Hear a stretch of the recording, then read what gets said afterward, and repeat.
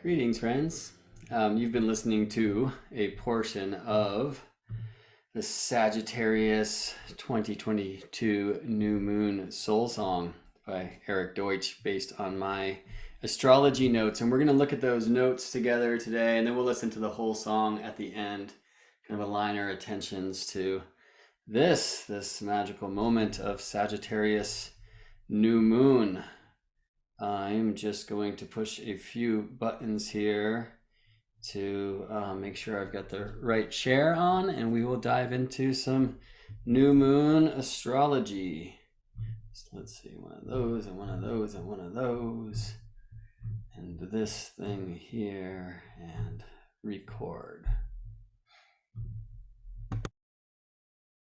Salutations from space and aloha from Earth, friends. This is Gemini Brett here to tune in with you to the music of this 2022 Sagittarius new moon, which aligns today, Wednesday, miércoles, Mercury's day, 11/23/22, which is fascinatingly Fibonacci, if y'all have played with golden numbers, the so-called phi ratio, though it was once tau, 1 + 1 = 2, and 1 + 2 = 3, and then 5, 8, 13, 21, 34, on and on we go.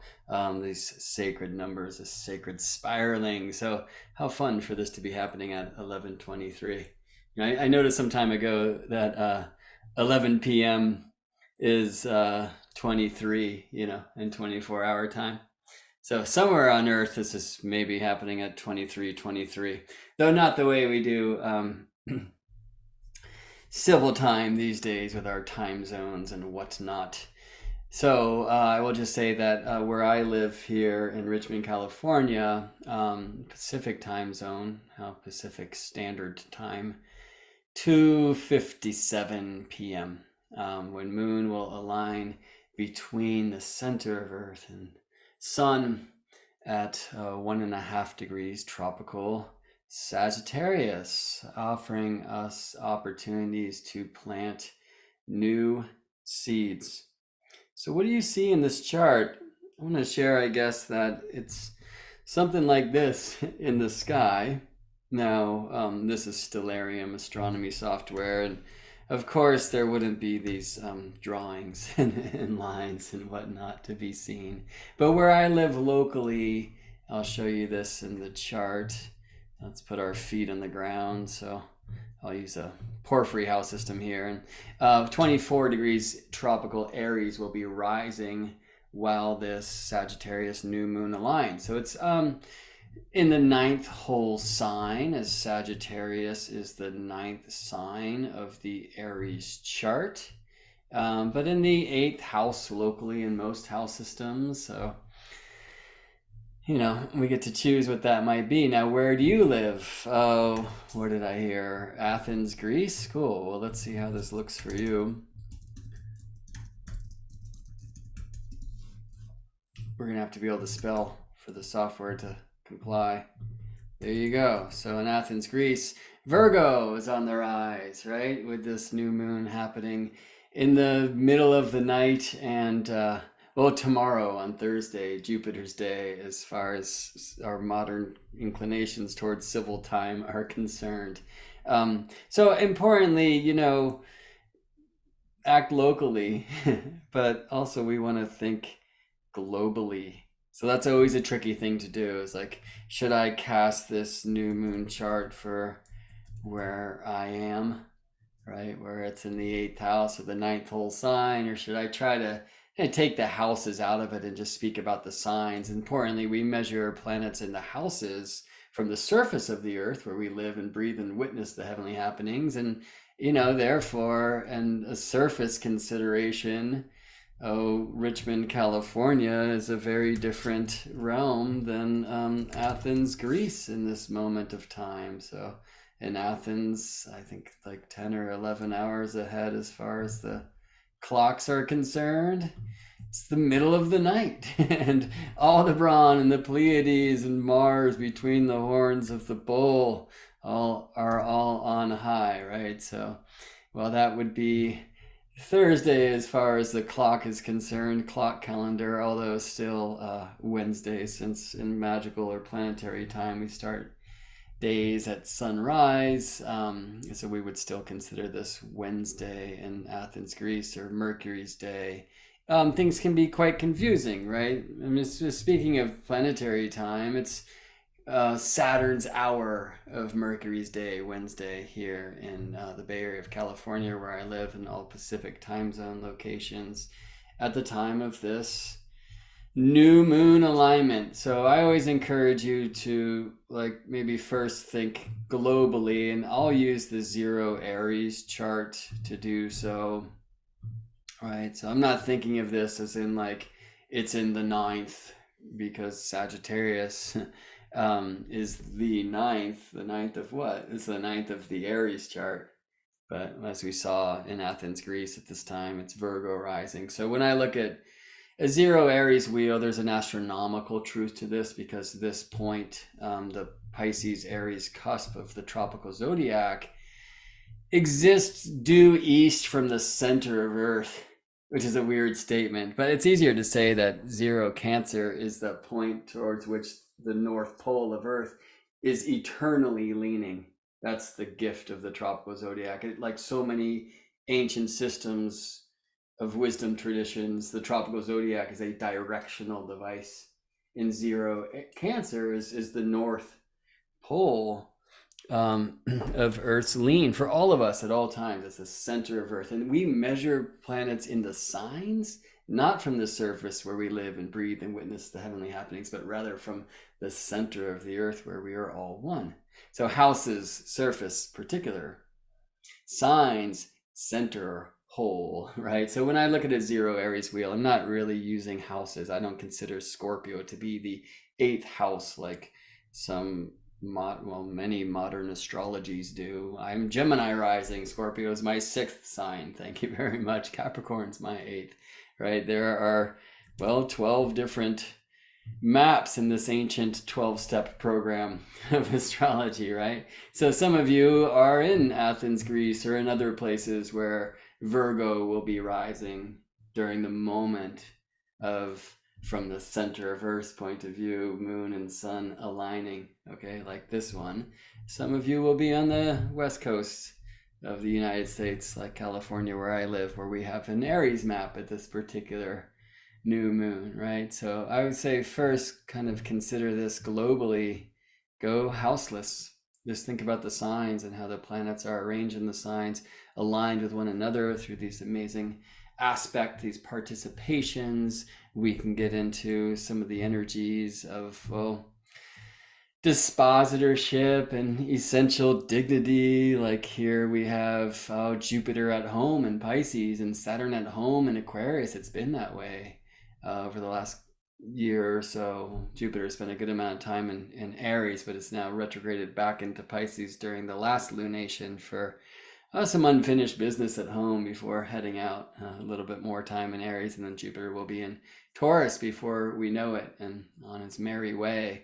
Saturn will ingress Pisces next year, right? So there are these times where the planets visit these signs that are said to be their homes and have that dignity or strength there, according to the old ways of astro play, right? And we don't stop at the homes, the so-called rulerships. You'll see that Jupiter is getting a lot of rent here, by the way, because Moon, Sun, Mercury, Venus, all in Sagittarius at the time of this new moon, right? So everybody's living in Jupiter's house, including Jupiter and Neptune.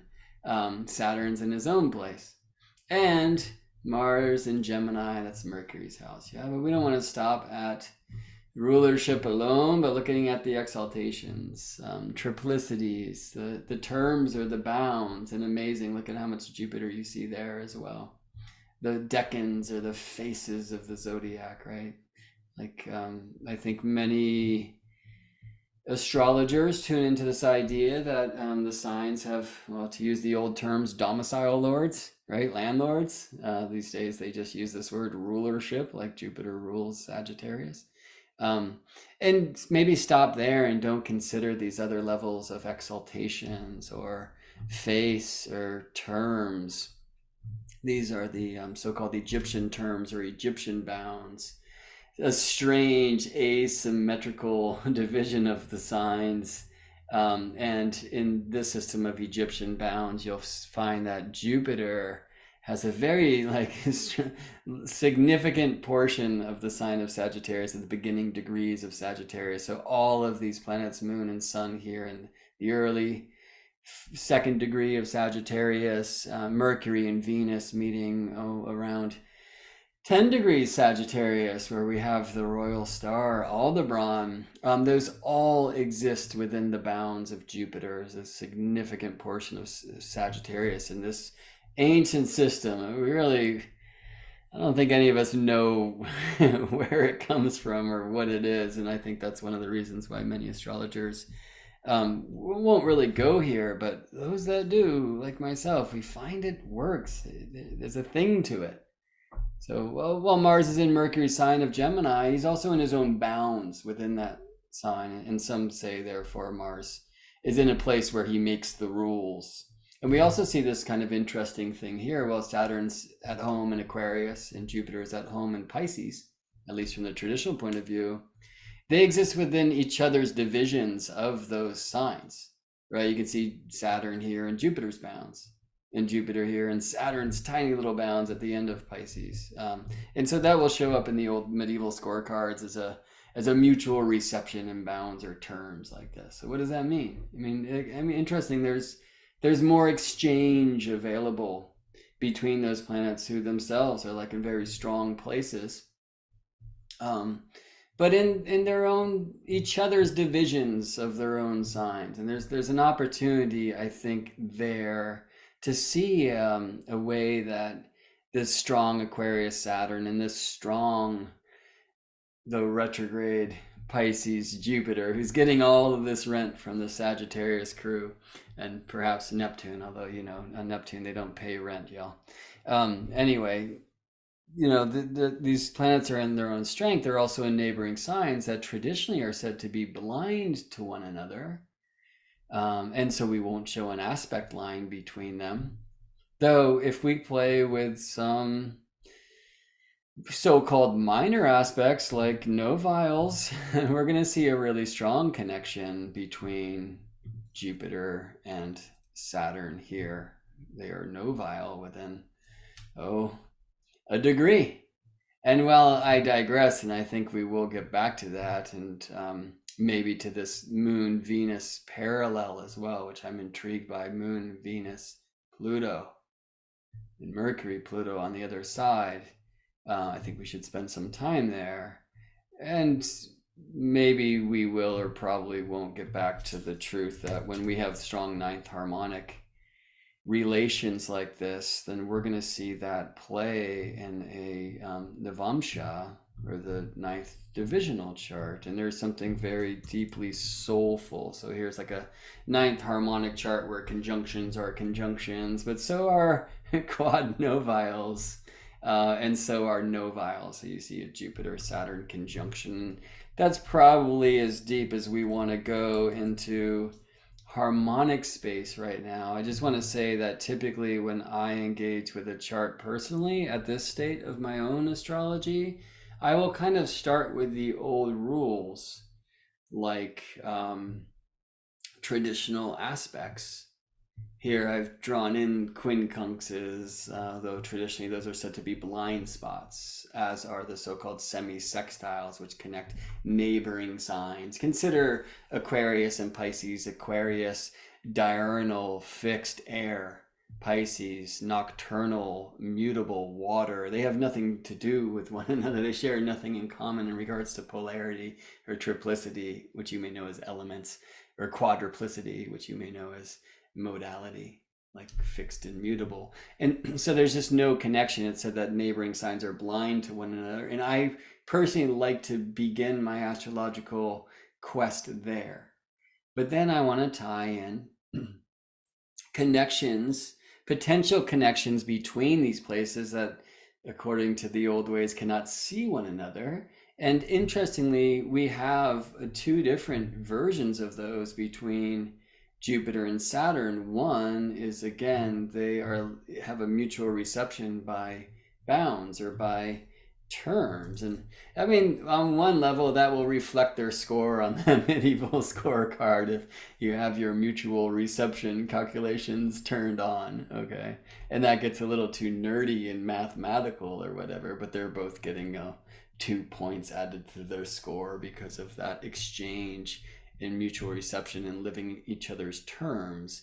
I would say, kind of more interestingly, this is through dignity a way that these planets are engaging with one another, though they are in signs that neighbor and therefore are in aversion or traditionally blind to one another, right? Like the Aquarian dreams are very different than the Piscean dreams. They might even conflict, you could say. And so, yet we see this connection here. There's other ways, what I call magic mirrors, where they might connect. But we can also play with other geometries than the old school whole sign aspects, or aspects existing only between, 30-degree increments, I guess I could say, of the zodiac, right? Of the sextile and square and trine and the opposition. So while neighboring signs are in a 30-degree thing, again, traditionally they're in conjunct. And this isn't 30 degrees anyway between Jupiter and Saturn. It's more like 40. And that's a ninth of the wheel, the ninth harmonic. It's said to be very deeply soulful and even kind of soulmate-ish. So that view perhaps will allow us to see how Jupiter and Saturn are participating with one another to steer the song of this chart. But let's start a little bit more traditional. Actually, let's start way more traditional. Feet on the ground. This is how it will be in Athens, Greece, when moon and sun align, at least from the center of Earth's point of view. At looks like about 1 a.m. on November 24th, if you're into that whole Gregorian trip with Mars culminating above and between the horns of the bull. It's like it's pretty strong Mars energy right now. But I'm gonna think globally but act locally. So again, where I live, and the Bay Area of California, we're getting moon aligning between Earth and Sun, right? Our monthly new moon here in the kind of 8th house space. And therefore, of course, very much daytime. This is happening in about 2 hours from now, and I imagine I'll be able to go outside and close my eyes and let the light trickle on my eyelids and paint some pictures, and then turn my back to the sun and work with my shadow as I want to do, working with the light of the day. A reason why I wanted to go here in Stellarium astronomy software is to show you this. This is the moon's path here in silver, and the sun's path in gold, the ecliptic, the heart of the solar system. And you can see that here in the northern hemisphere point of view, if the sun's above the horizon, the moon will be actually lower than the sun in our sky, closer to the ground. So that always interests me. This is called southern latitude. And is it helping us ground? Is it helping us like come down to earth? Now in the southern hemisphere, by the way, the opposite will be true, where the moon will be above the sun in your sky if it's daytime. And so what about the Sagittarius moon? It might have a little bit more of an up and out quality, which in general, the sign of Sagittarius, a diurnal sign, a fire sign, right, it tends towards like kind of the up and out mission. So does the moon here locally, and it's not, I don't want to say counteract that, but in a way kind of complement that, or bring in that like horse side of the centaur, if you will? Okay, well, a couple things. When the moon and the sun do not meet at one of these lunar nodes, which is where the path of the moon and the path of the sun cross, currently the south lunar node, where the moon crosses from the north of the ecliptic to south of the ecliptic is hosted in the middle degrees of tropical Scorpio, where we actually find in our day and age the fulcrum of the scales and the wonderful star Zubin el-Janubi. That the moon is now zodiacally beyond that node for this new moon, that the sun is beyond that, south lunar node. That means that we're going to have south latitude new moons for like half a year, and they tend, I feel, towards this in the northern hemisphere, kind of grounding for this reason that the moon will be closer to the ground than the sun. In the southern hemisphere, maybe more towards that kind of celestial, uplifting, heavenly side of the year, if you will. All the new moons in the southern hemisphere will be above the sun for the next 6 months.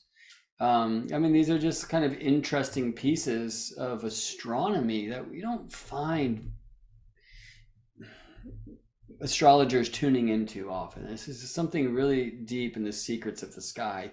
You can see these things in space with your face. I mean, not at new moon time, which is really important to know, because unless they meet at the nodes, it's a no moon. The moon is under the beams of the sun. But that doesn't mean we don't have a sacred alignment. Most of the lunar calendars or solely lunar calendars that would time their months by phase don't begin at the actual conjunction like this, which is kind of like mathematically determined, if you will, but rather typically a day after, when, because the moon is now separated from the sun, we can see her in the sunset west. Sometimes that takes 2 days for us to first experience Diana's bow, as many will call this sliver crescent of the moon. Let's go back to new moon time today. Miércoles, Wednesday, Mercury's Day, November 23rd, 2:57 p.m. here in Pacific time zone. Okay, and in the 8th.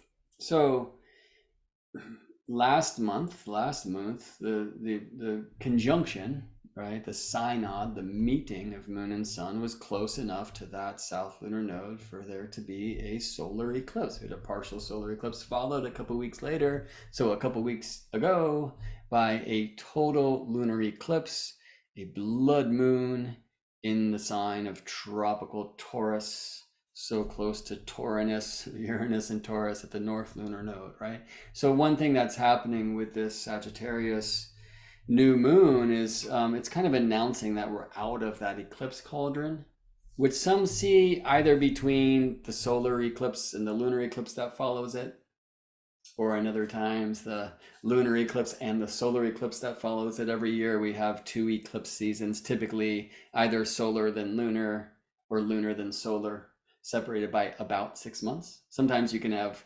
solar, lunar, solar, so like a full month of eclipses, a new moon, a full moon, and a new moon. I can say that, we'll be kind of riding that dragon wave of the previous Scorpio solar eclipse, Taurus total lunar eclipse for the next maybe 6 months into the next eclipse season, or maybe for the next 3 months when we have the new moon at what are called the bendings, the furthest thing from an eclipse. It's kind of like when the energy of the previous eclipses passed the baton to the coming eclipses in the great dragon relay.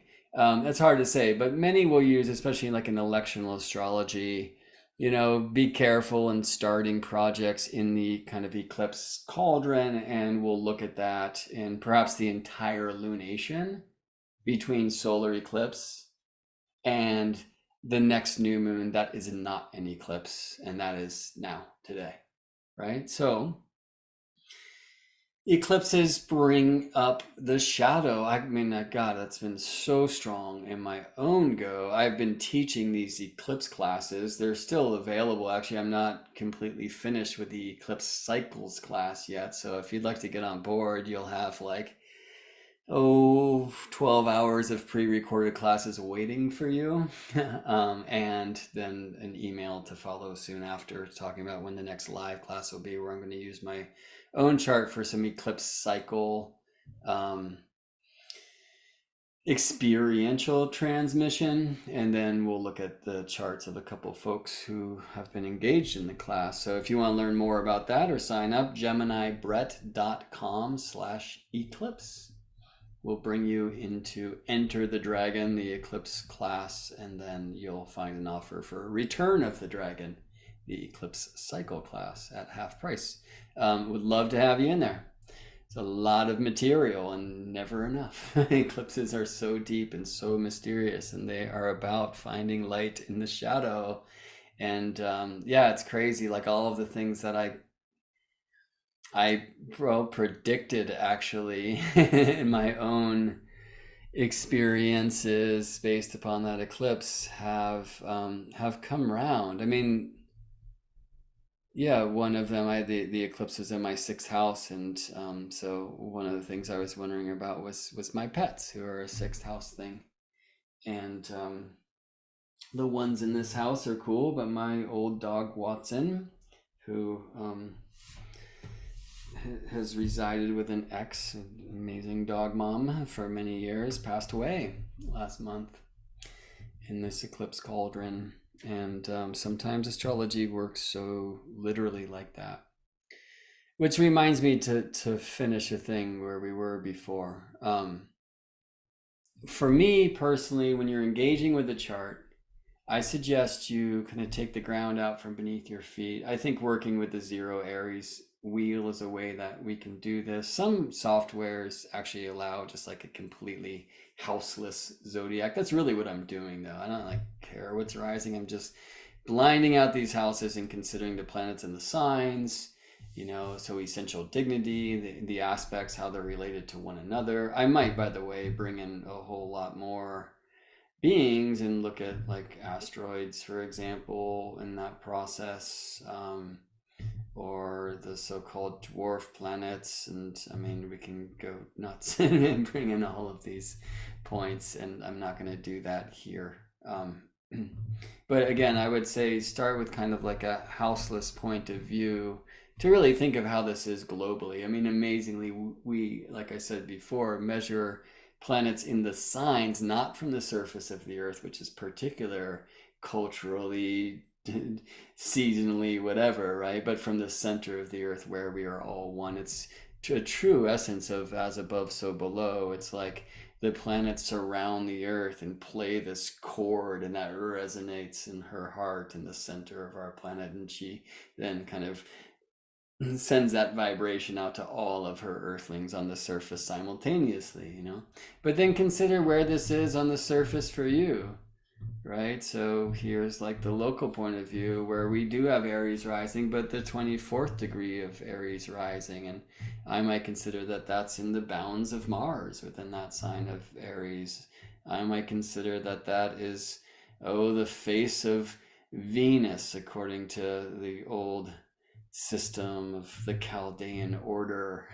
Or I might think of it as the 10-degree divisions of Aries as Aries, Leo, Sagittarius, like triplicity order that's called, and then that would be Sagittarius, right? There's many, many ways to pet the cosmic cat, many paradigms, many ways for us to play.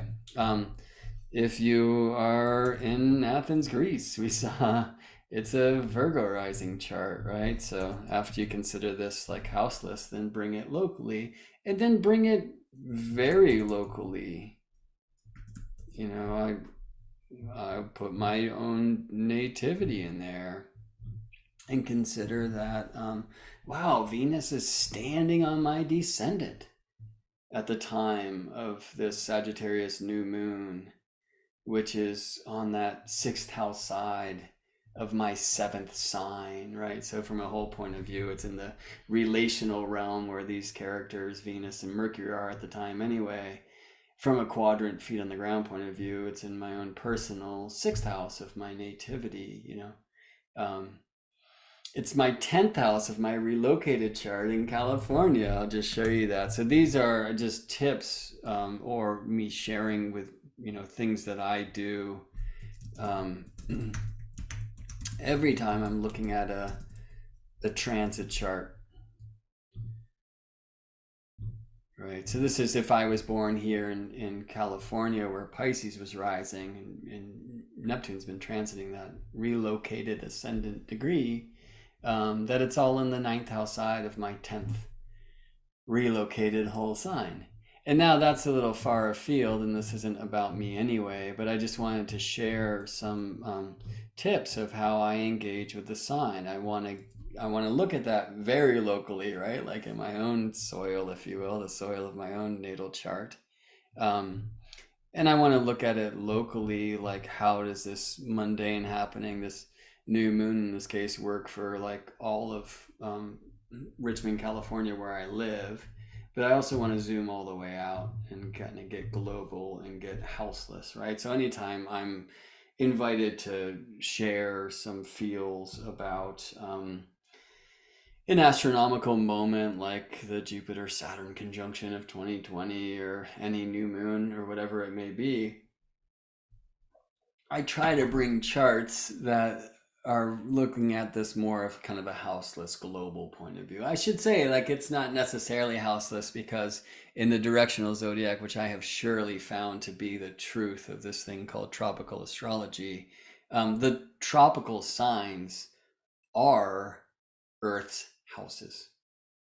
And that's actually where this kind of alphabetical language idea, or it goes back further in time, even back to like medical astrology in the Renaissance, or like kind of the William Lilly world, if you will, that Aries is the first, and Taurus is the second, and Gemini is the third. So there's some astronomical essence to that. I just also kind of worry about that because it has gone way too far.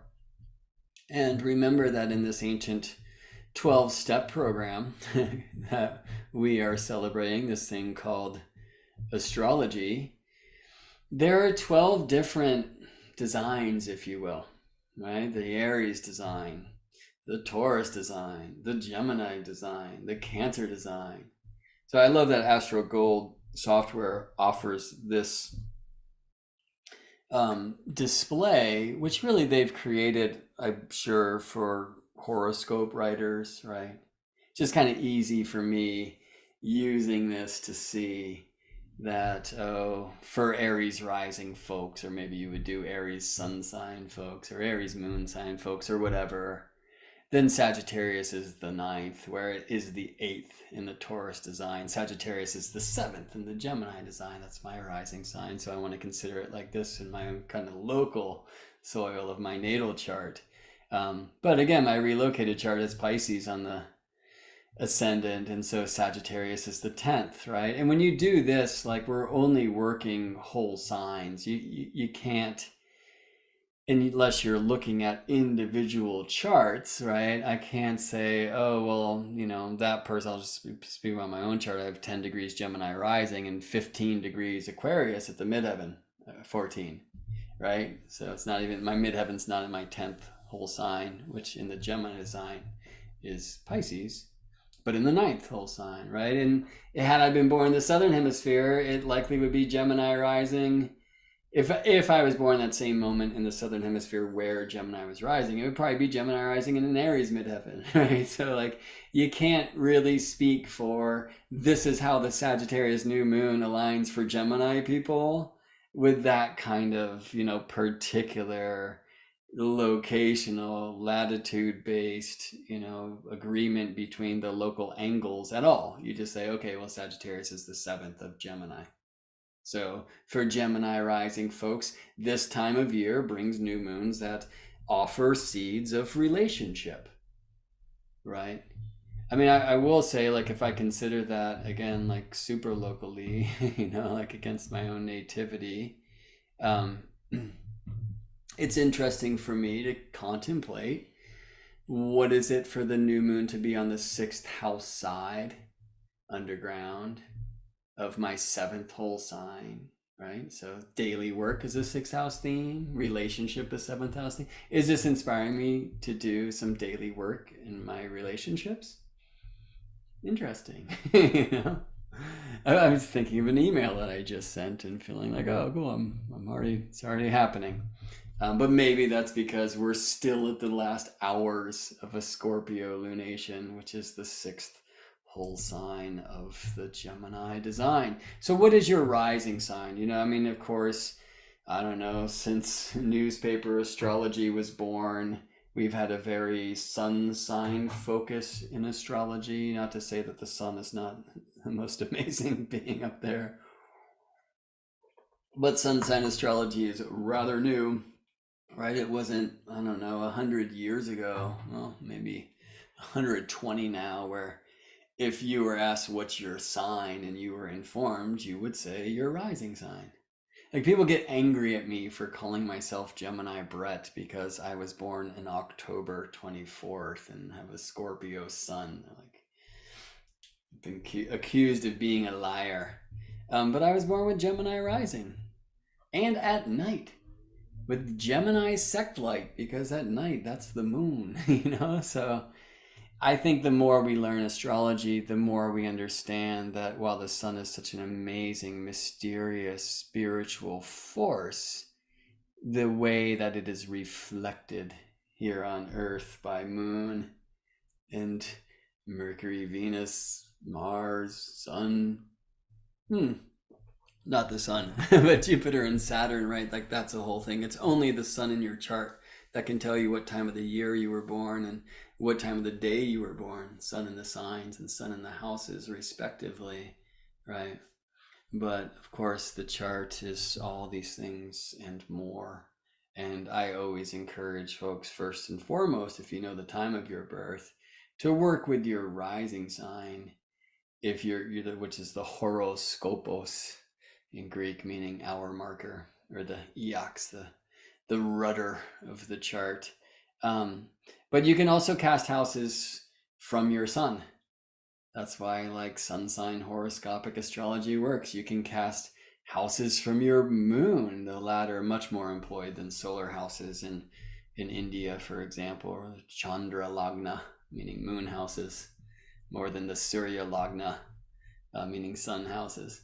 But I mean, nothing is utilized more than the houses based on your rising sign. Okay, so let's just continue this, or I guess start it. If you have Aries rising, or maybe, and I'll speak locally, if you are in a place where Aries is rising during this moment of the new moon, as I am, then it's ninth. It's about your journey, your exploration, your higher learning, pilgrimage. Traditionally, the ninth is called the house of God, right? So what are you being called to in your walk and your explorations, right? It's very Sagittarian, and you can see that in the so-called natural zodiac or zero Aries wheel design. Higher learning, teaching, the law can exist there. Like, are there seeds for you to plant, you Aries rising beings, in those material realities at this time in your life? For those of you born with Taurus on the rise, this is an eighth whole sign. Sagittarius new moon always will be, right? The place of death and rebirth. I mean, more specific items here on Earth, like other people's money is interesting, shared resources. But I think very importantly, if you're born with Taurus rising, this is the time of the year where that part of your own nativity, which reflects like recycling and composting, death, rebirth, is being activated, and you're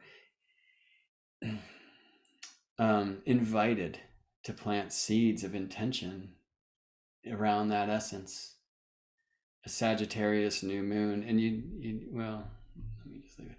And the Gemini rising chart is in the place of partnership, the seventh, right? So what new seeds can you plant in your relating and your relationship to relationship itself? Very importantly, I think we can get lost to the truth that the seventh house does indeed indicate spouse or like intimate other, partner or whatever, but it's all your partnerships. It's not, by the way, mother or father or siblings or employee or employer, like teacher, student, like those all live in different places in the design. But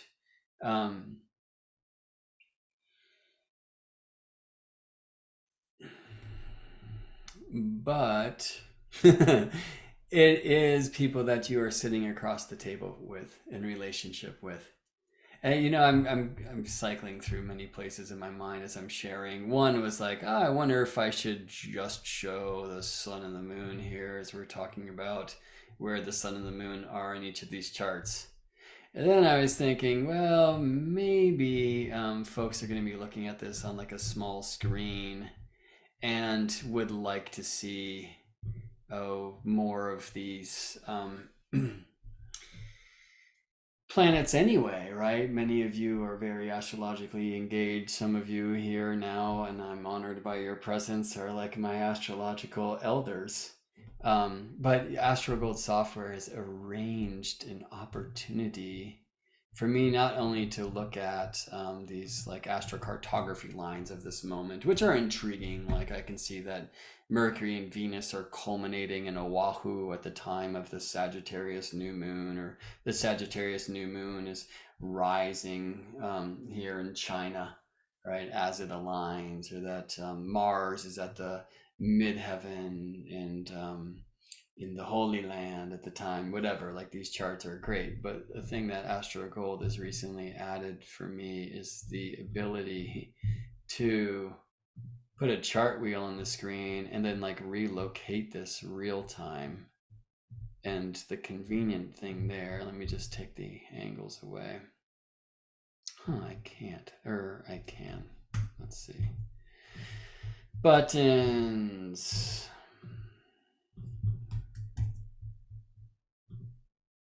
Cool. Now, a fun thing here is I can look to the kind of 12 slices of the globe, if you will, where the different signs are rising. So this, as we saw earlier in the chart, most of California, certainly Western California where I live, has Aries rising, late degrees of Aries rising. But if I was in Las Vegas where I grew up, it's Taurus rising. Or if I was in Boston where I was born, it's the last degrees of Gemini rising, like that. We saw in Athens, Greece, for example, Virgo's rising, okay? So as I'm going through these things, let's do it like this. We'll get an Aries chart, right? And so we have that Sagittarius new moon in the 9th. Here is the, it's not relocating. I know what's going on there. Wait, then it did? Interesting. There's some glitch in the software, actually. I think it might be because of... Oh, it says 0 Aries. Okay, sorry. We're going to take an exploration into the software together. Here we go. I'm going to do whole signs.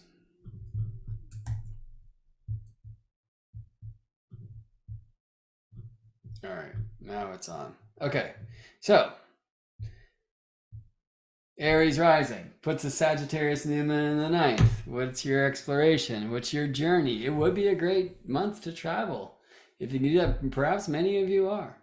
It'd be interesting to see if that is true of this time of the year in general for Aries rising folks. Again, for Taurus rising folks, we're talking about places of death and rebirth, right? The compost. So we hear this wonderful lyric, live and let die. This one's a little bit more like die and let live. What are you willing to release to make space for a new life? And while that might sound a little too eclipsy, given that this Sagittarius new moon is bringing us out of eclipse season, that's how it is. That's the way of the 8th place, yeah. So again, you could have Taurus rising, but the own natal chart might be configured in such a way that this Sagittarius moon is in the 7th house of your nativity, if you're employing quadrant houses like Placidus houses or Porphyry houses or Koch or Campanus or Alcibiades or whatever, Regiomontanus. So I can only speak for the whole sign design, but there's something very important there anyway. I'm a proponent of utilizing many house systems when I engage with a chart. And I find that the whole sign design, which kind of takes the ground out from beneath our feet, speaks to a part of us that doesn't have his feet on the ground or her feet on the ground, something that's kind of a little closer to the soul or the higher self template, if you will. All right, so we were at Gemini when all of these considerations of how this could be displayed were circling in my mind while I was trying to simultaneously speak. And here we are in the Gemini design. Sagittarius is on the 7th, right? So your relationship to relationship itself, your many relations. Again, familiar relationships, mother, father, uncle, aunt, daughter, son, whatever it may be, like they exist in different places of the nativity. But the 7th is like the way that you relate, the way that you are seen, the way that you choose to see the world through the other's eyes. And like when I sit with a client, that's a 7th house thing, right? When I sit with a student, it's actually in a different place, right? It's important for us to learn these places and how they shift when we consider our relations and our different types of relating. But in general, the 7th is relationship. So for those of us born with Gemini in the rise, it's a wonderful time for us to consider how we are relating to relationship itself. And the Gemini Sagittarius is a very interesting opposition, right? I'd prefer to say, diameter, to use the ancient word. I mean, the axis, polarity, the two sides of one thing, just as hot and cold are two sides of temperature. Gemini and Sagittarius, two sides of something maybe called truth. Sagittarius is like the one and only truth, and we're going to get back to that as we speak about this whole chart for all of us, for the world. Where Gemini is the truth that there are many, many truths. It's important for us to remember that at this time. Many of us will be heading off to see family tomorrow. Maybe that's happening already. Maybe before the solstice. And for those of us with Gemini rising, we have to honor that everyone has their own truth. And Sagittarius new moon in general will kind of ask us all to consider where our dogmas are, our belief systems are, what we believe to be the one and only truth. And again, I'm going to get back to that. Let's continue around the world here, and we will find places, and maybe you are one of them, where Cancer is rising. And in the Cancer rising chart, Sagittarius is on the 6th. Here's a fun question. How does Sagittarius make Cancer sick? Why would I say that? Just as I could say, how is Sagittarius like the place that the Aries path is meant to journey and learn? Why? Because Sagittarius is the 9th of the Aries design. Just as I could say that Taurus might feel that Sagittarius could kill it, right? I always say this about the 8th, right? And so Sagittarius is the 8th of the Taurus design. It's like the sign, the archetype that to walk the Taurus path, you feel you must slay, but it's actually where you will be reborn.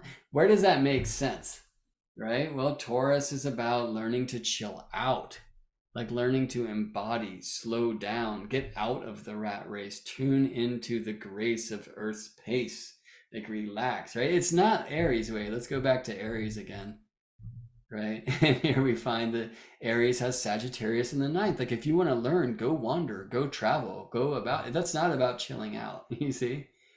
But in the Taurus design, we find Sagittarius on the 8th. And this is why whole sign astrology is so real. Like there are these 12 different maps that are really, I could say 144 signs, because Sagittarius is a different essence for Aries design than it is for the Taurus design or any of the others of this ancient 12-step program, okay? So why would Taurus feel like it must slay Sag? Well, Sag says, get out, go around, travel, go explore. It's hard to chill out and embody and be in that place of our like luxury and sensuality when we're out traveling about. We all know that to be true, right? So Sagittarius might be this thing that Taurus feels it must slay. That's Sagittarius as the 8th of Taurus, but also a place where it can be reborn. Like as you travel, you might find very important teachings around how other cultures or our culture in a different time knew to plant and harvest and embody and come into the senses in that. You might want to get out to Indonesia and engage with Tantra boot camp or something, right? And then suddenly you can bring that home where there's this kind of Taurus flower of your nativity and reality and teaching you how to truly embody in a new way, right? You might want to go to India and really dive deep into the yogic traditions, for example, right? Notice that I'm speaking of Sagittarius as a travel orientation sign, even though in the Taurus sign, Capricorn speaks for the ninth, right? So to really learn to embody, for me, that's the nature of the Taurus path. You need to like study in the university of groundedness. And it might even say, as Capricorn can, structures and boundaries around traveling and pilgrimage. It's like, you want to learn how to travel to Taurus, don't travel. So there is something again, and there's some astronomical essence to this in the Aries wheel, that Sagittarius kind of can function like a global ninth of journey, travel, and whatnot, right? And then that kind of lends itself to these contemplations around why would the Taurus path there ask us to slay Sag, you see? All right. Well, Gemini design says Sagittarius is something we have to relate to. Maybe even to be opposed by, to learn what this thing is about. And, you know, for me in the Gemini rising design, I want to learn the many things. I have a really hard time relating to folks who feel that they've figured it out and know, for example, this is the right way to do astrology. Really? Who the fuck are you to say there are so many ways to pet the cosmic cat? And wouldn't it be helpful for me in my own pursuits to explore, oh, astrologies from 2000 years ago and from yesterday and from India as much as, oh, Egypt and Greece, you know? Um, so there's something in relating to the other culture that's important in the Gemini way, to really observe the truth that there are many truths, at least two. But there's also some challenge here in like the resistance to dogma that can also play out in such a way that it's difficult for the Gemini energy to commit, if you will. I mean, the Gemini Sagittarius relationship axis is a very interesting thing because, well, it's just so mutable. So let me move on. And we were here in the Cancer rising spaces.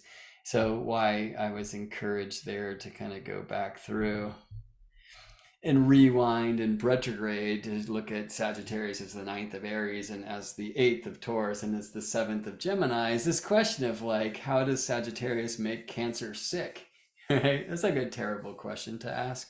Why would I ask it in that way? Because the sixth is said to be the place of illness, right? And these days we like to say health, and it is. And we like to say sacred work. And though we don't find that in the tradition in regards to the sixth, which is more like toil, there's something to it. In fact, I often find that illness is essentially related to our sacred work in such a way that if we turn our back on our calling, like, you know, it's going to catch up to us physically. So do with that what you will. In Cancer rising folks, that is something tickled by a Sagittarius design, activated by such astronomical moments such as this, a new moon in that sign of Sagittarius.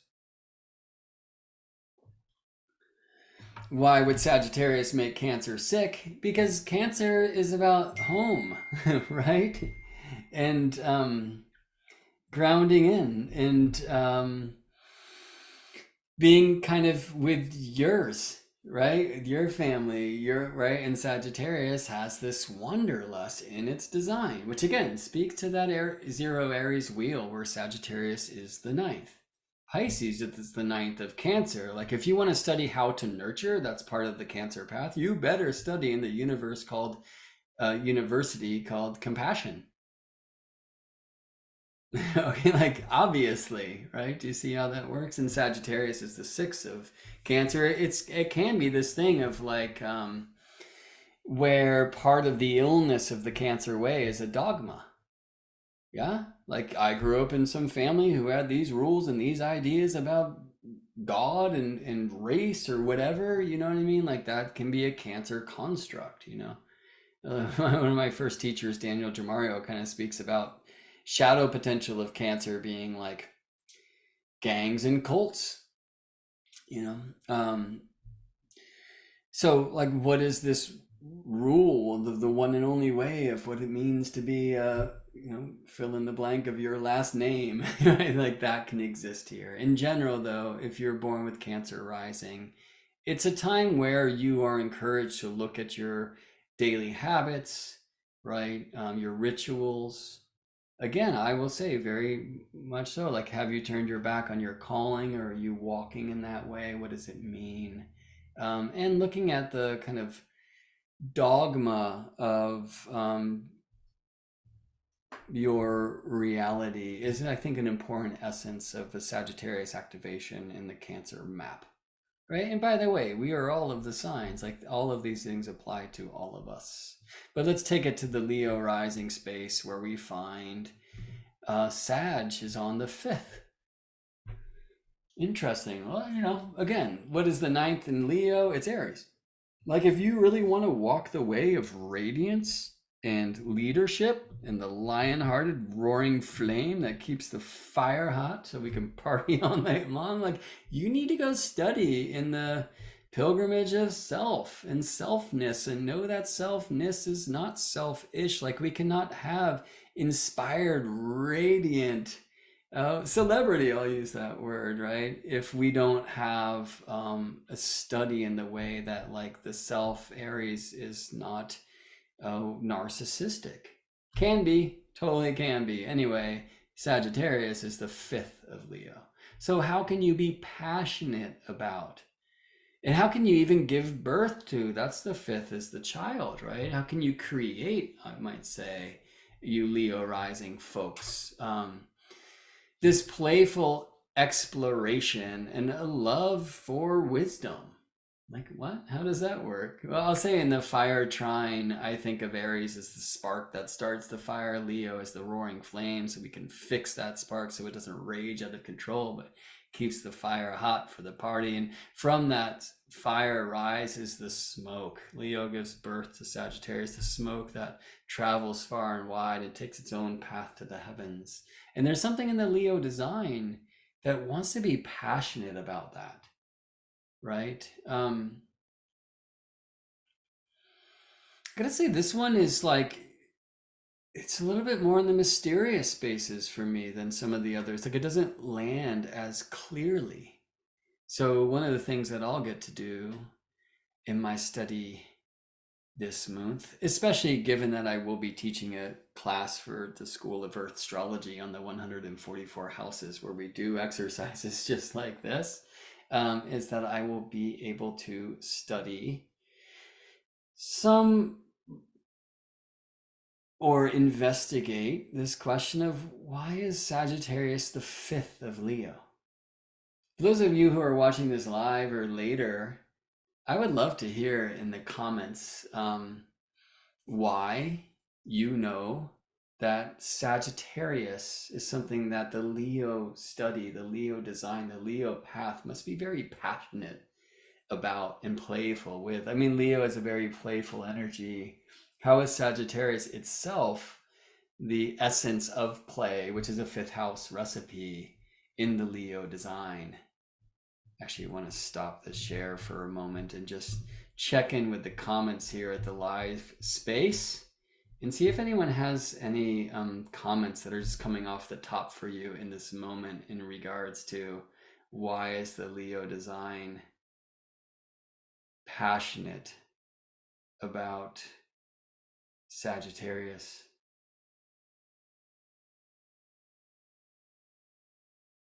I'm not sure about that technical issue you mentioned, Nancy. It's not making sense to me. Oh, I see. Just that there's another new moon thing happening at the same time.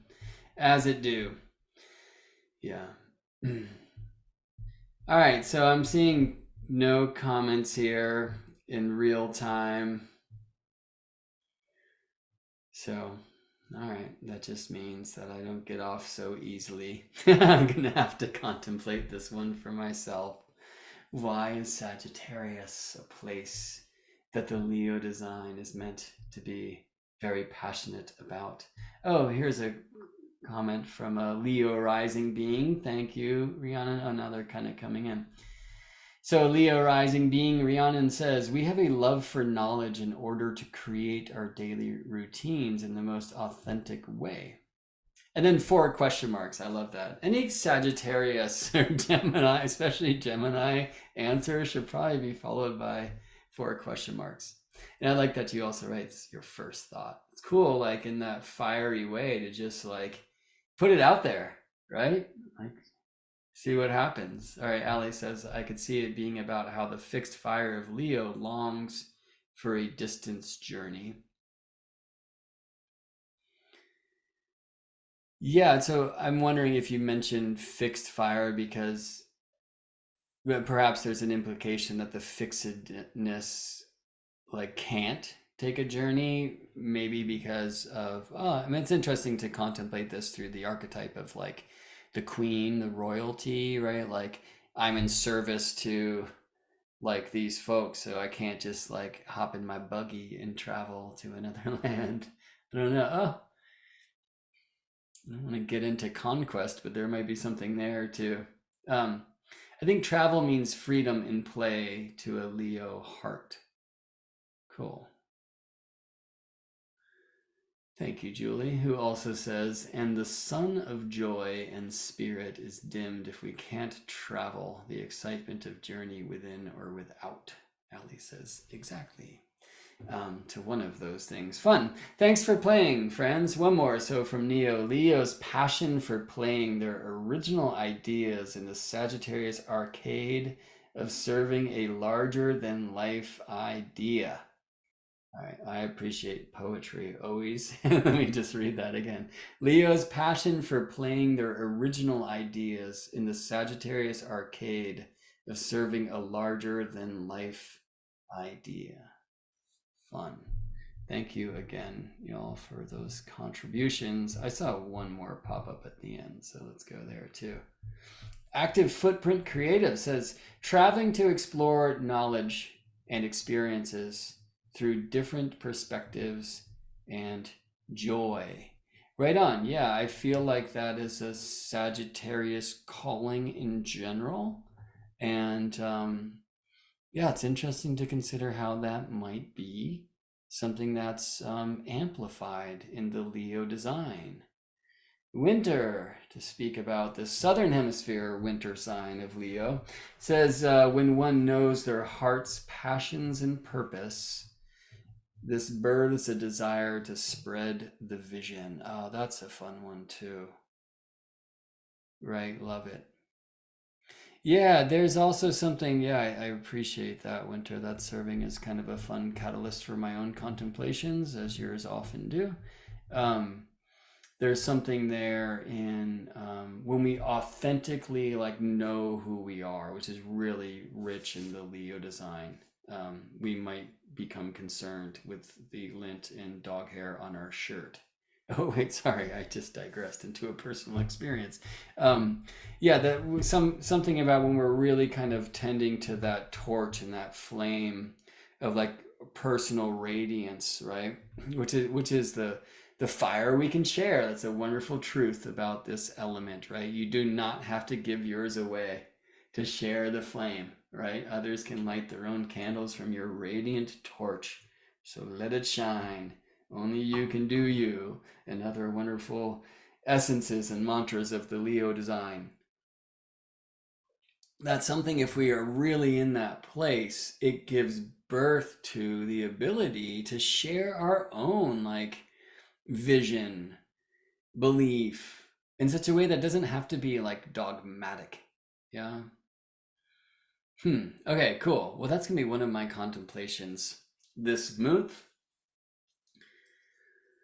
And I'm intrigued to see like how that itself is playing in my own natal design. All right, so let's continue because here we are on sign 5. I didn't know I was going to be taking the Sagittarius essence through the 12 signs, but as it is, follow the rabbit. Okay, here we are, Virgo rising, like in Athens at the time of this particular Sagittarius eclipse, as much as it is in Oh, Pretoria, South Africa, or Cairo, or the Great Pyramid, or Luxor Lake.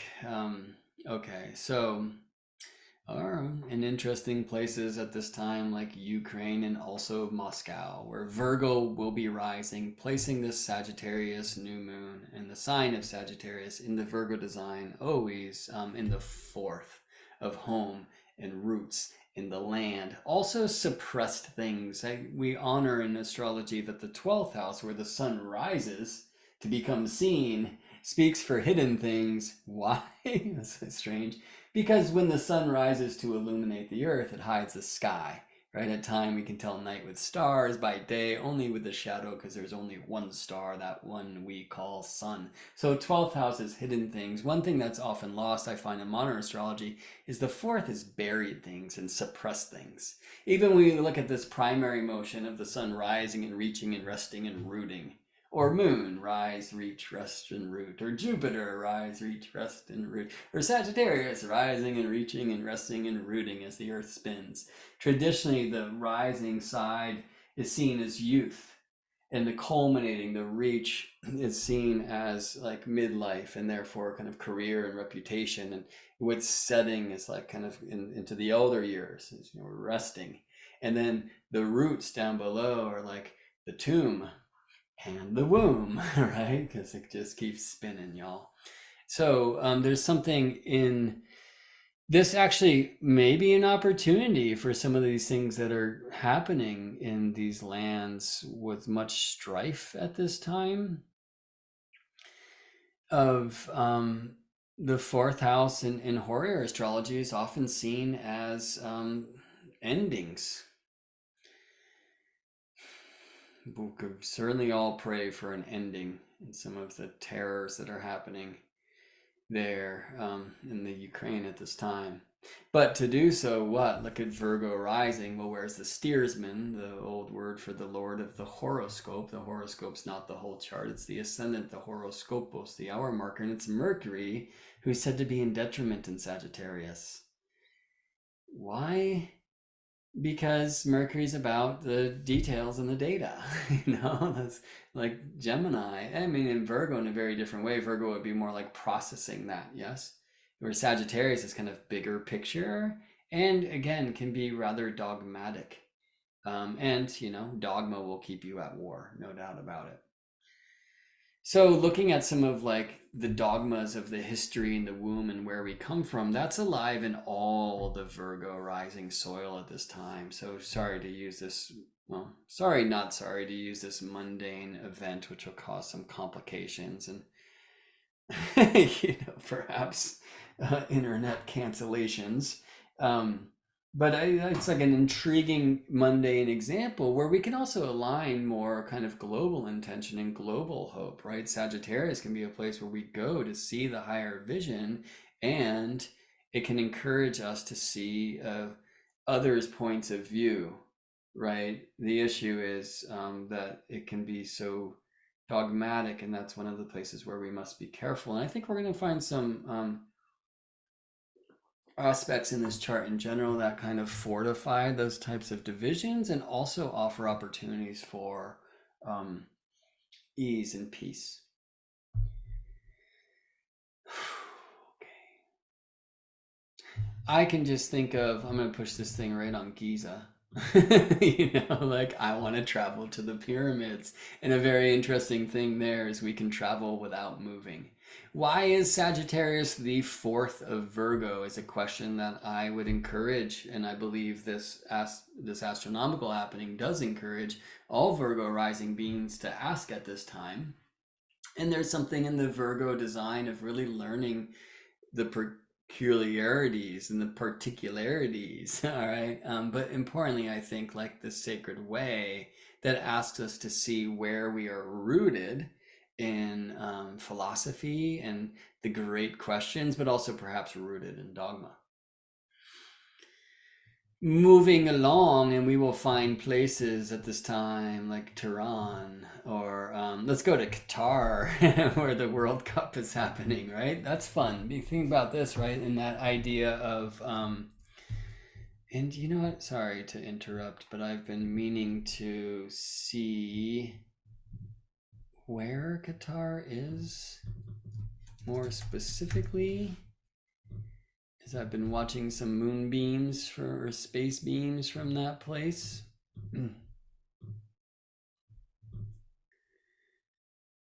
And the answer is, oh, wrong button, sorry.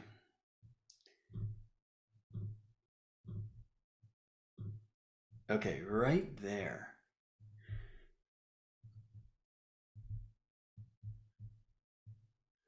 So just on the water right next to Saudi Arabia. Cool, thank you for allowing me to have a quick learning in the midst of it all.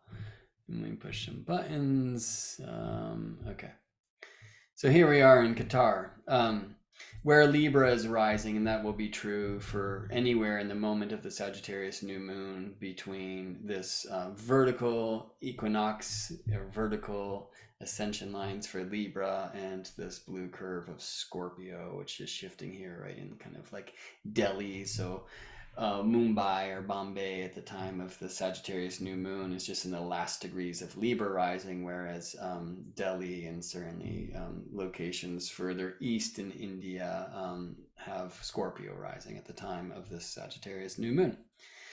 So Sagittarius is the third of Libra, which is, you know, I mean, that one is like much more clear, right? If you're in a study of balance, equality, diplomacy, equal relating, I think maybe the most beautiful word here for Libra in this consideration would be consideration, right? Like if you really want to be able to see the world through another's eyes and allow them to see you and come into balance and peace, right? We need to understand that Sagittarius is a tool, which is a word that I utilize for the third, a skill, right? Communication being one of these. Like learning another's language is essential to do Libra. Do you feel me? I mean, even if we both speak English, for example, my English is very different than yours. And I'm not just speaking about your Southern drawl versus my whatever the heck this thing is in our own personal vernaculars or vocabularies and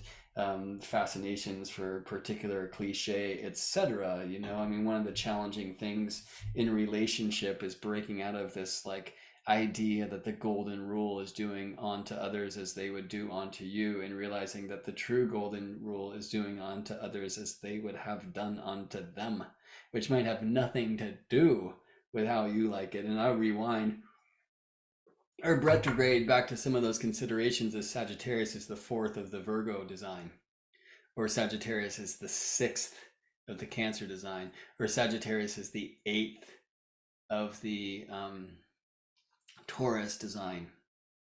We'll see also maybe Sagittarius as the 12th of the Capricorn design as part of this structure, maybe, where some of our own dogmatic ways can even be blind to us. That would be true for particularly places that put Sagittarius on the 12th, 8th, and 6th, and those are Capricorn design, which has Sagittarius on the 12th, or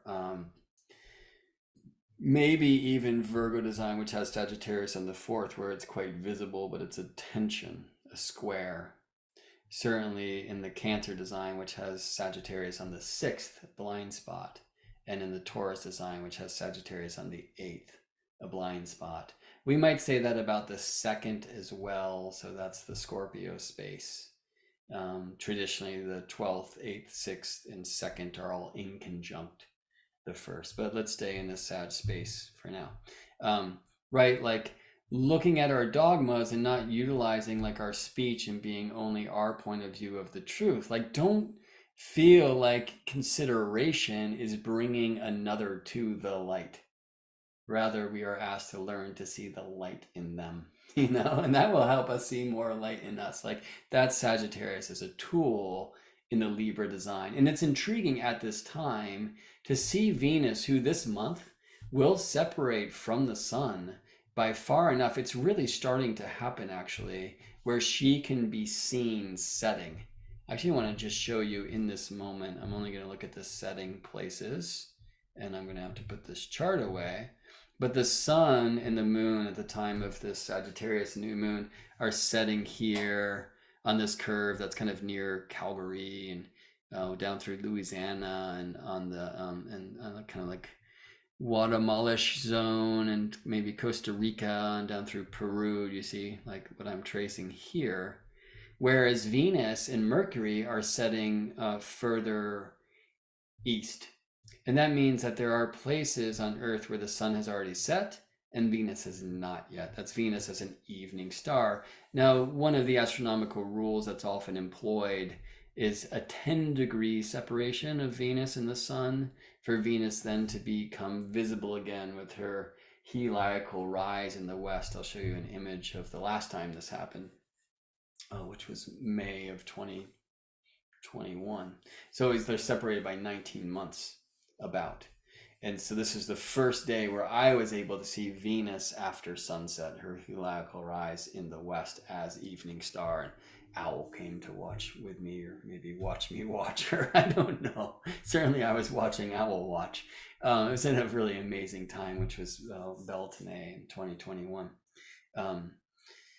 So that tends to happen when Venus is about 10 degrees from the sun. And that's, it's happening. It's about to happen here. So we can see at the time of this Sagittarius new moon chart of 2022, November 23rd, 2022, that Venus is 8 degrees and 2 minutes from the sun. And it takes her some time because Venus at this time is moving faster than the sun, but not too much faster than the sun, by a degree and a quarter a day, where the sun's moving a degree per day. So it takes time to get to that 10 degrees of separation. But remember also that that's just the rule, right?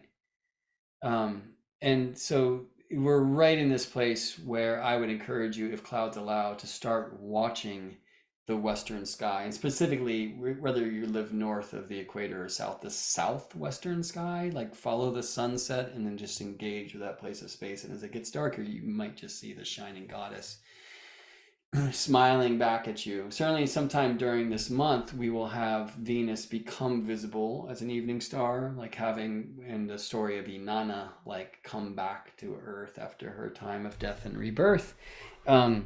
And Mercury will become visible as an evening star sometime this month as well.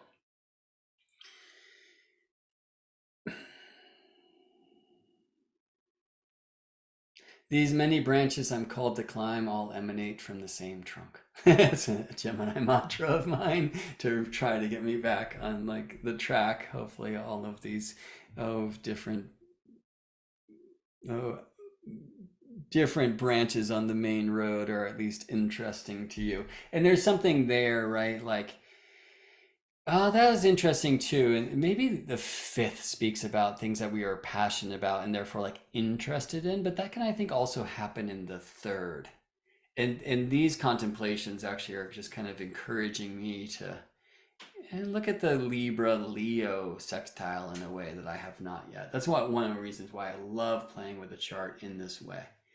You can see that Libra has Aquarius in the fifth in its whole sign design. Well, no kidding. Like, if you really want to walk the path of consideration, then you need to be passionate about community.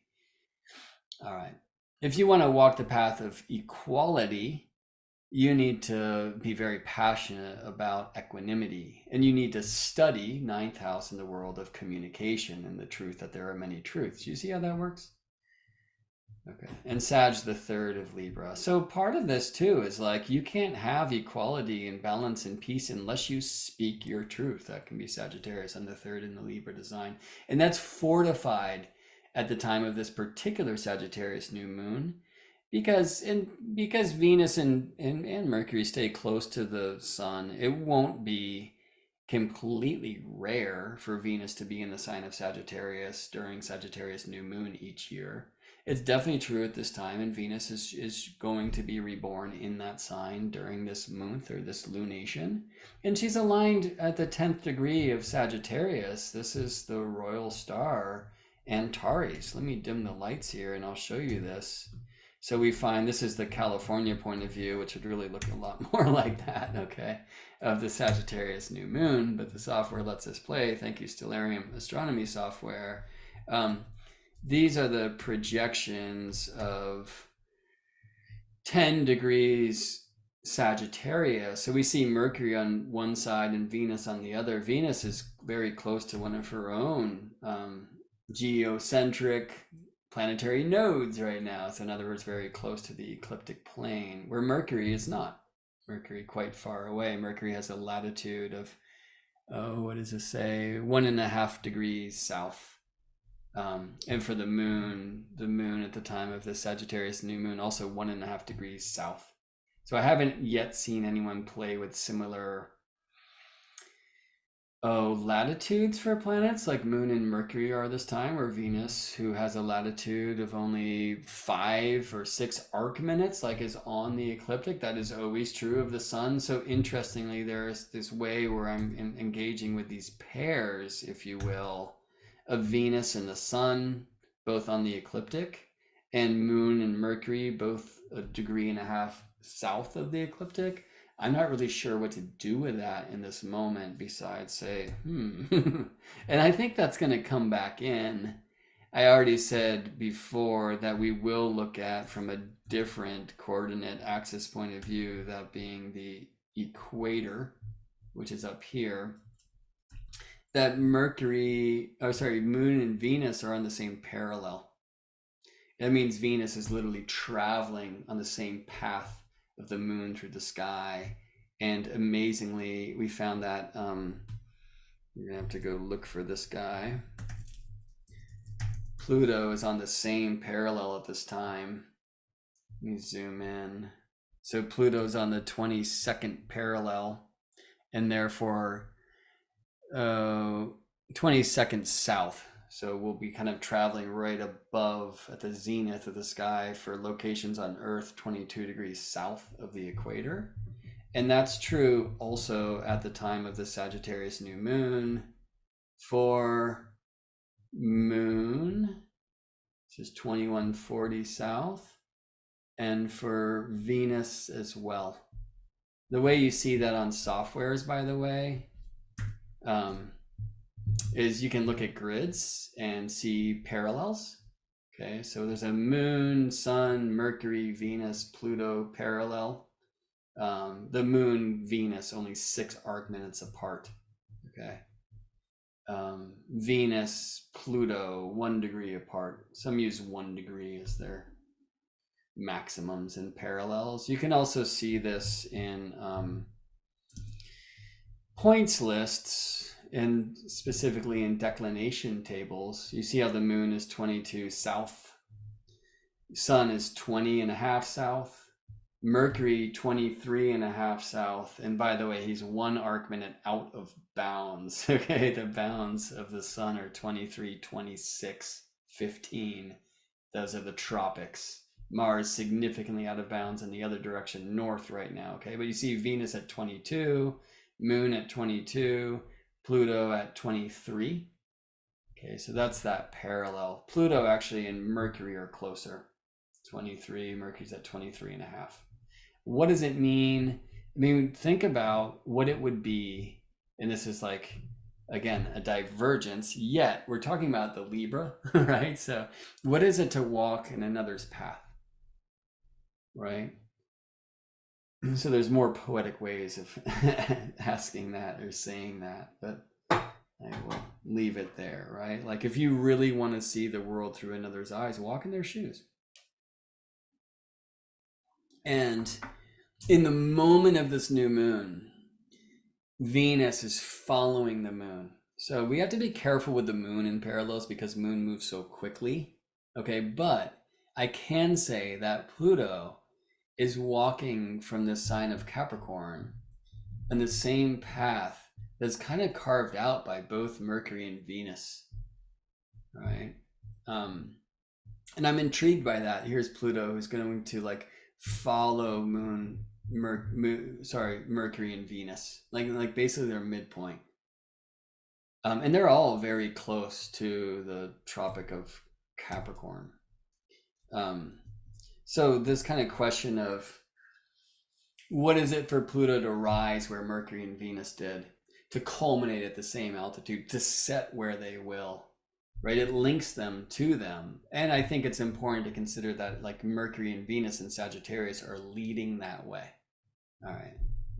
Anyway, I digress once again. What I really wanted to show you here was longitude, which we measure along the ecliptic plane. And this 10th degree of tropical Sagittarius, 250 degrees from 0 Aries, is in our day and age aligned with the Persian royal star Antares, the heart of the scorpion. So it's weird for astrologers to start learning that the tropical signs are not constellationally derived at all. They are directionally defined.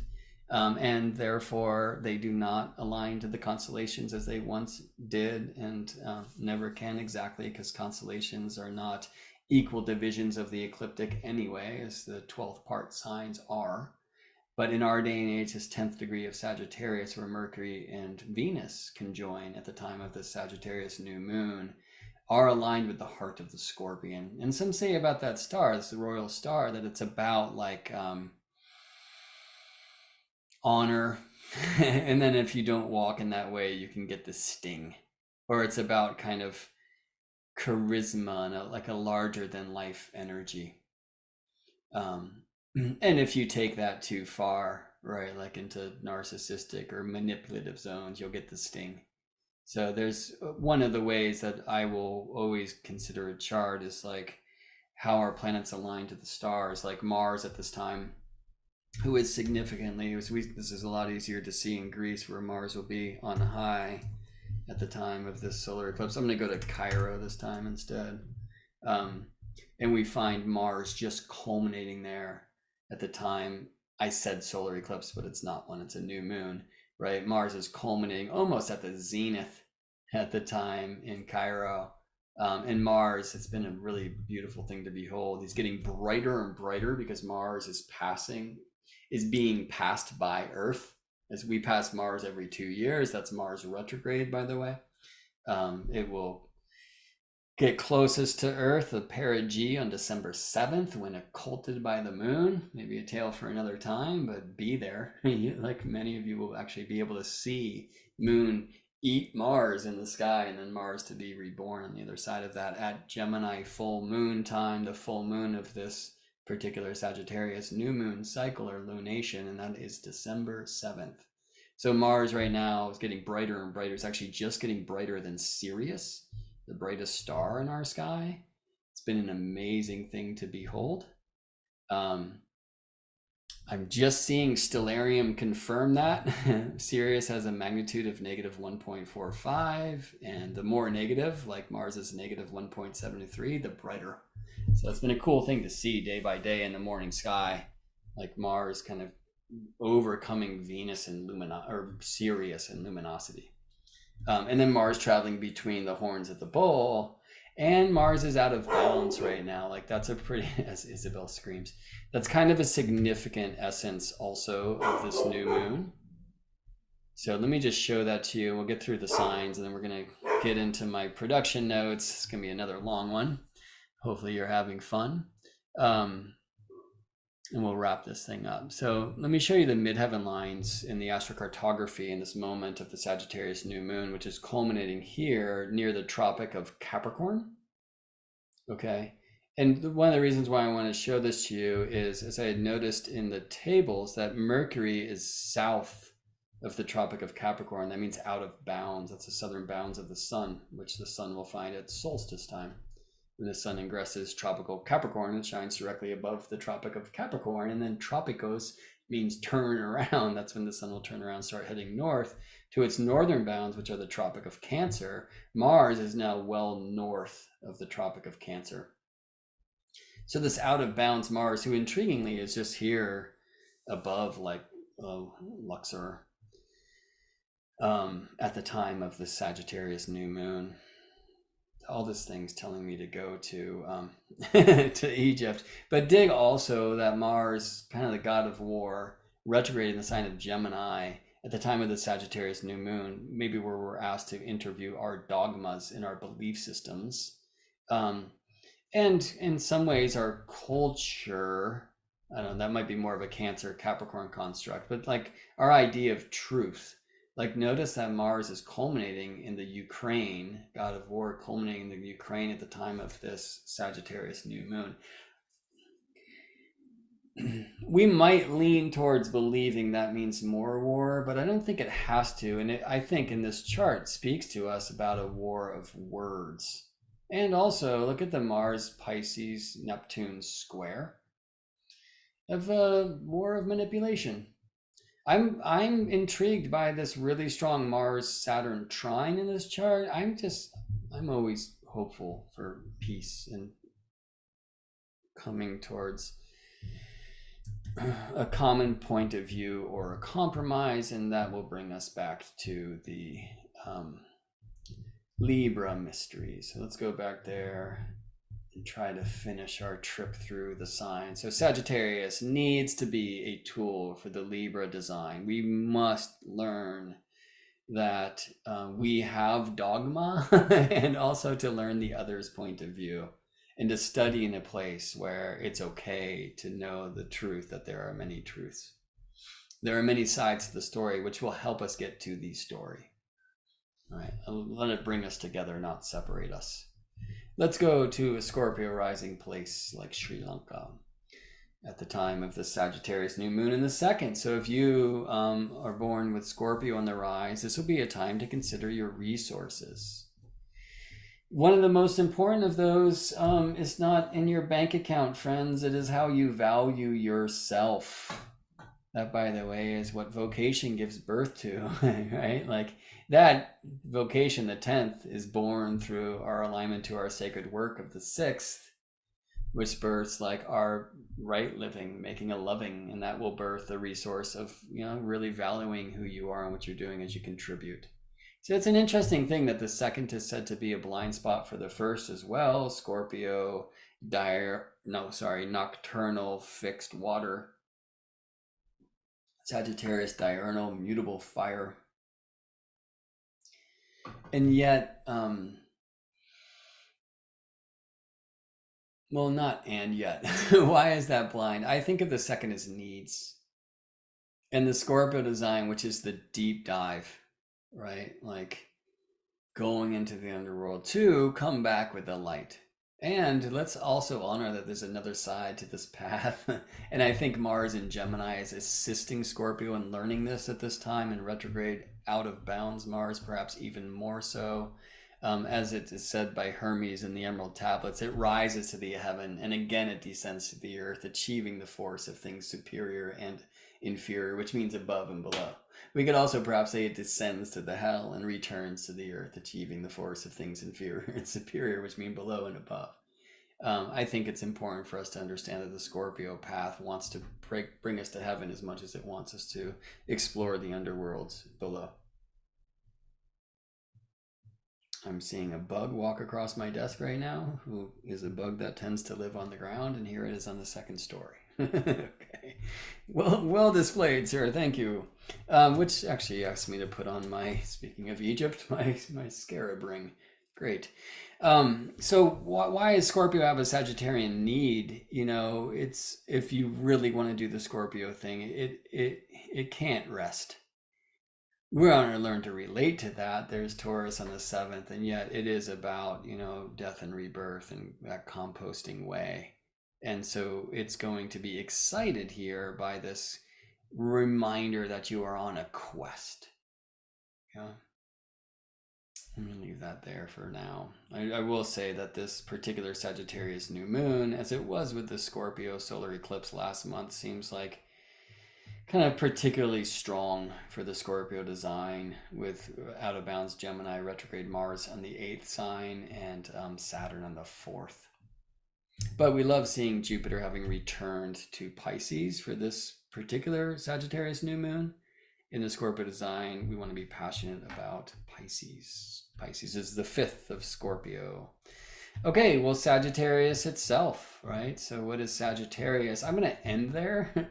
because that just says read the chart, right? But I will say, if you're a Sagittarius rising, or in a place where Sagittarius is rising at the time of this new moon, like all of Japan, Bali, and the Shanghai and Taiwan, Perth just barely in the last degrees of Sagittarius, basically anything between the red and the green curves you see on this map, okay? Or if your soil has Sagittarius rising, this is about you. Take it personally, right? When you have a new moon in your first, right, it's asking you to investigate your path. Are you on track? Of course you are. The most beautiful thing about the path is you can't leave it. But we can consciously align ourselves to our design, and Sagittarius wants to explore other worlds and ask the big questions that can only be answered by greater questions. Who am I? How did I get here? What is this place? How do I leave? Well, should I stay? Like those great questions of philosophy, the true love of wisdom. But also exploring as Sagittarius should encourage us to do our dogmas. And take that personally, Sagittarius rising folk. And so we're going to explore that at length as we really look at this Sagittarius new moon and all of its design. What is it that Mars is on the other side in Gemini? What is it that Jupiter is in Pisces, which is the fourth of the Sagittarius design? Saturn in Aquarius, which is its third, etc. But let's finish this way around the Earth, and we will look to the Capricorn rising spaces. So Uluru, Papua New Guinea, Melbourne, Australia, the home of the Cosmic Intelligence Agency. I think if we go to the other side, the flat Earth, we'll see much of the Aleutian Islands here in the sign of Capricorn at the time. Anyway, so for Capricorn, Sagittarius is on the 12th. And the question is, why would Capricorn's path demand that we hide Sagittarius away? I think we can see some of this in the truth of the tropical zodiac and the directional essence that Sagittarius takes us to the southern extreme, just as Gemini takes us to the northern extreme. And when Gemini takes us to the northern extreme, it's like, where are we going? Why me? What is this? Like Cancer's like, okay, come back home. You see what I mean? Sagittarius takes us to the southern extreme, and Capricorn's like, oh, okay, great. Like these are the boundaries, like not too far, right? Or else you fall off the earth. I'm just kidding. Anyway, like come back to the world, come back to the culture, right? So if you are going to have your journey, you make sure that you bring back the elixir to your community, right? Like that all of these contemplations as we're growing and exploring should lend towards practical opportunity, ability, right? Something you want to do with, right? So in something about Capricorn, it's like there's a significant responsibility there to your village, your tribe, your culture, whatever it may be. And so sometimes we have to like dim the light of that wanderlust, so we can kind of stay here and quote unquote do the right thing. But I think also very importantly, anytime we have an astronomical activation of the 12th, which is true for the Sagittarius new moon in the Capricorn design, we're asked to look at our hidden things, the places of self-sabotage and the like. But importantly, it's a place of faith and dreams, right? So Capricorn design, look, you are here to assist in bringing about a new structure on Earth. We're all here to do that, but structure specifically for the Capricorn world. Remember to keep faith in your dreams and the higher visions, right? And the whispers of the ancestors and the other guides that will help you kind of stay aligned and realign. Aquarius rising, like Sydney, Australia, and Hobart, Tasmania, and all of New Zealand and Fiji, and I think probably Samoa, Hawaii's in the Pisces place. Anyway, for Aquarius, Sagittarius is the 11th. It's really amazing thing. Like Aquarius takes Libra beyond like one-on-one relating and equality to relating to everyone and equanimity, right? And so a Sagittarius community, right, which is an 11th way, allies, teams, and dreams, like again, like Aquarius is kind of more about that global than local. And you can see that with Sagittarius on the 11th. But if you were born with Aquarius rising in the east, if this is the soil of your nativity, then the intentions at this time should likely be about where's your crew? Who's your community? Are you connected in this gift of the Aquarian age dawning through the space waves to people from around the world? Like, I don't know if it's still true in this moment, but when I last checked in, oh, there was a friend across the bay and also one from New Zealand, where it's a very different time of a different day as far as the current calendar is concerned. Now the bug is right here just watching me. I'm going to have to be okay with that. All right, so friends and crews and dreams, hopes, right? Can you hope, Aquarius rising, that community, global community will align to the truth? Yes. But again, let us learn to see the light in them rather than trying to bring them to the light. I think that's a good mantra for a Sagittarius new moon for us all. Let's find our way to Hawaii now. I was just there. I'm going to give you some evidence. This is the Hawaiian Star Factory. Where'd you go? The old sugarcane factory, the Pleiades, Makali'i in Hawaii. This Mars between the horns of the bull's face, Orion here. I love stars. Right, so if you are in Hawaii at the time of this new moon, then Pisces will be rising. This is true also in Christmas Island and Tahiti. Oh, and a bunch of places that are just completely dolphin land, as Pisces should be, right? Pisces has Sagittarius on the 10th. How is Sagittarius like the job of the Pisces design? What an intriguing question. Let me just stop the share and we will interview that as I find other things to bring up on the screen.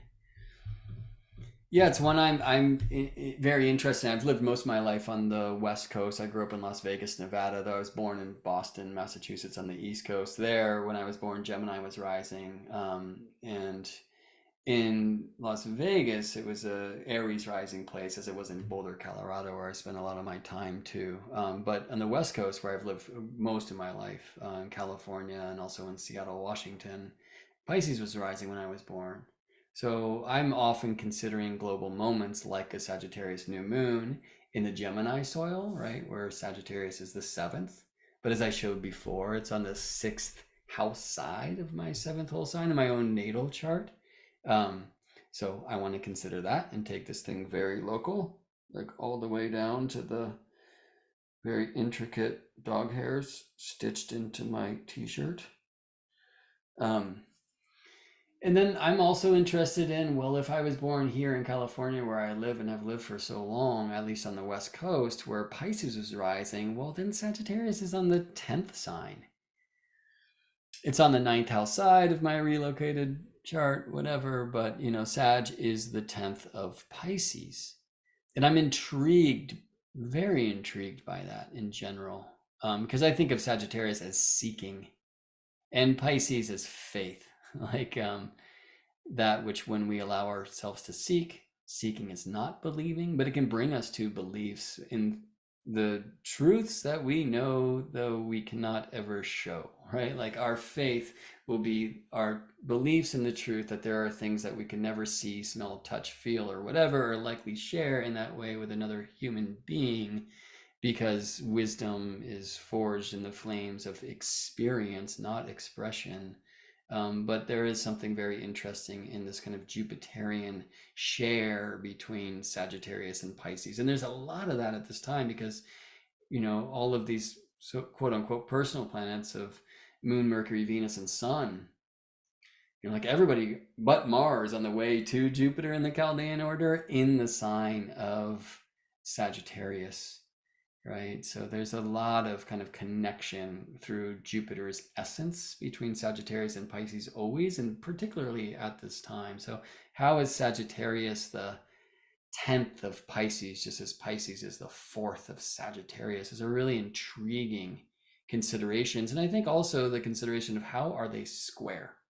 So I want to show this chart and just say that geometrically speaking, this sun at the moon sun conjunction, this new moon at the 2nd degree of Sagittarius, it's like more geometrically like in trine with Jupiter. I think the grid will show us that, right? We have a trine within 3 degrees. But we can also consider whole sign truth where trines exist between signs of the same element. So Sagittarius and Aries, or Scorpio and Pisces, right? And therefore there's a whole sign square, but kind of a partile trine. And how can we work with them both? Like, where is the agreement between Sagittarius and Pisces? Where is the flow versus where is the tension and the potential conflict? And I think, again, it really, like these words like dogma and faith, they bring up so much. They're like playgrounds for the atheist to play in, right? Like, oh, you like religious people, and okay, atheists, like you're fucking religious, right? We all are. We all have maybe collective, maybe tribal, maybe familiar, but certainly personal religiosity. And if we don't face that, we are never going to be able to align to the invitations of making our world more agreeable through a Sagittarius activation or initiation. Sag asks us to take that journey, and that's a very personal thing. But through these journeys, we will be initiated and find our way, we should pray, to some kind of faith. And I don't mean Christianity or Islam or Judaism or whatever it may be, or scientism. I mean, like, again, aligning to the truth that there are things that we cannot see, but we know to be real because we have forged that wisdom in the flames of our experience. And the beautiful thing there is, though, you know, you will be initiated in a very different way than I am. And that's like celebrated by natal astrology because your chart is very different than mine, and it has to be. Every moment is absolutely unique, and every unique moment is experienced in an absolutely unique way in every unique place. Hopefully our map play today has celebrated that reality, right? Though you and I will be initiated in very different ways, and though the shared astronomical happening of a Sagittarius new moon is different for you than for me, because we live in different places on the earth, and because it will excite our own natal charts in a very different way, or our progress charts or directed charts, or there's so many different ways to play, you know, like we will be initiated if we choose to dance to the song of our soul and its consistent activations or initiations. But on the other side of your initiation and my initiation, like we might see that there is something we share, for we have been initiated, you know? All right, so hopefully that little journey of Sagittarius through the 12 signs of this ancient 12-step program have offered some invitations for you to explore inner activations of how you can align your own intentions to this portal, as every new moon, every moment is. But these alignments of earth, moon, and sun, of matter, soul, and spirit, perhaps most so. In a way, one of the prayers can be kind of coming out of the shadow of the eclipse, or really remembering to bring what we've learned in the challenges of the last moon forward, right? Astrology should not be a way out. It should be a way in. That doesn't mean that we are meant to like dwell in our puddles of pain consistently, right? Like there are lessons to learn there, but only when we bring them back to, you know, that place where we can sit straight. Okay. Let me show you some of the production notes that I created for our Song of the Soul 13 new moons of 2022 for this specific Sagittarius new moon. And then we will end by listening to Eric Deutsch's grand piano transmission of these notes that I will share with you. So probably if you follow my work, you know about this project. I just want to share that you can find it online. Let me open that page to show you where it can be found. And it is, if you just go to my website, Gemini Brett, By the way, you won't find the eclipse classes here. They are hidden, they are eclipsed. So if you want to find your way to joining the eclipse classes, which are still ongoing, as I mentioned before, head to geminibrett.com/eclipse. And you'll have an opportunity to read about Enter the Dragon and sign up. Those have already been recorded. There's like 9 hours of stuff that you'll have instant access to when you do. And if you register for this, you will receive a half price offer to register for Return of the Dragon, the Eclipse Cycles class, which I had to like take a break from because I was really going through it. And I'm going to return to. So there's already been like all the live classes promised. I think I promised 4 hours. This one ended up being 9.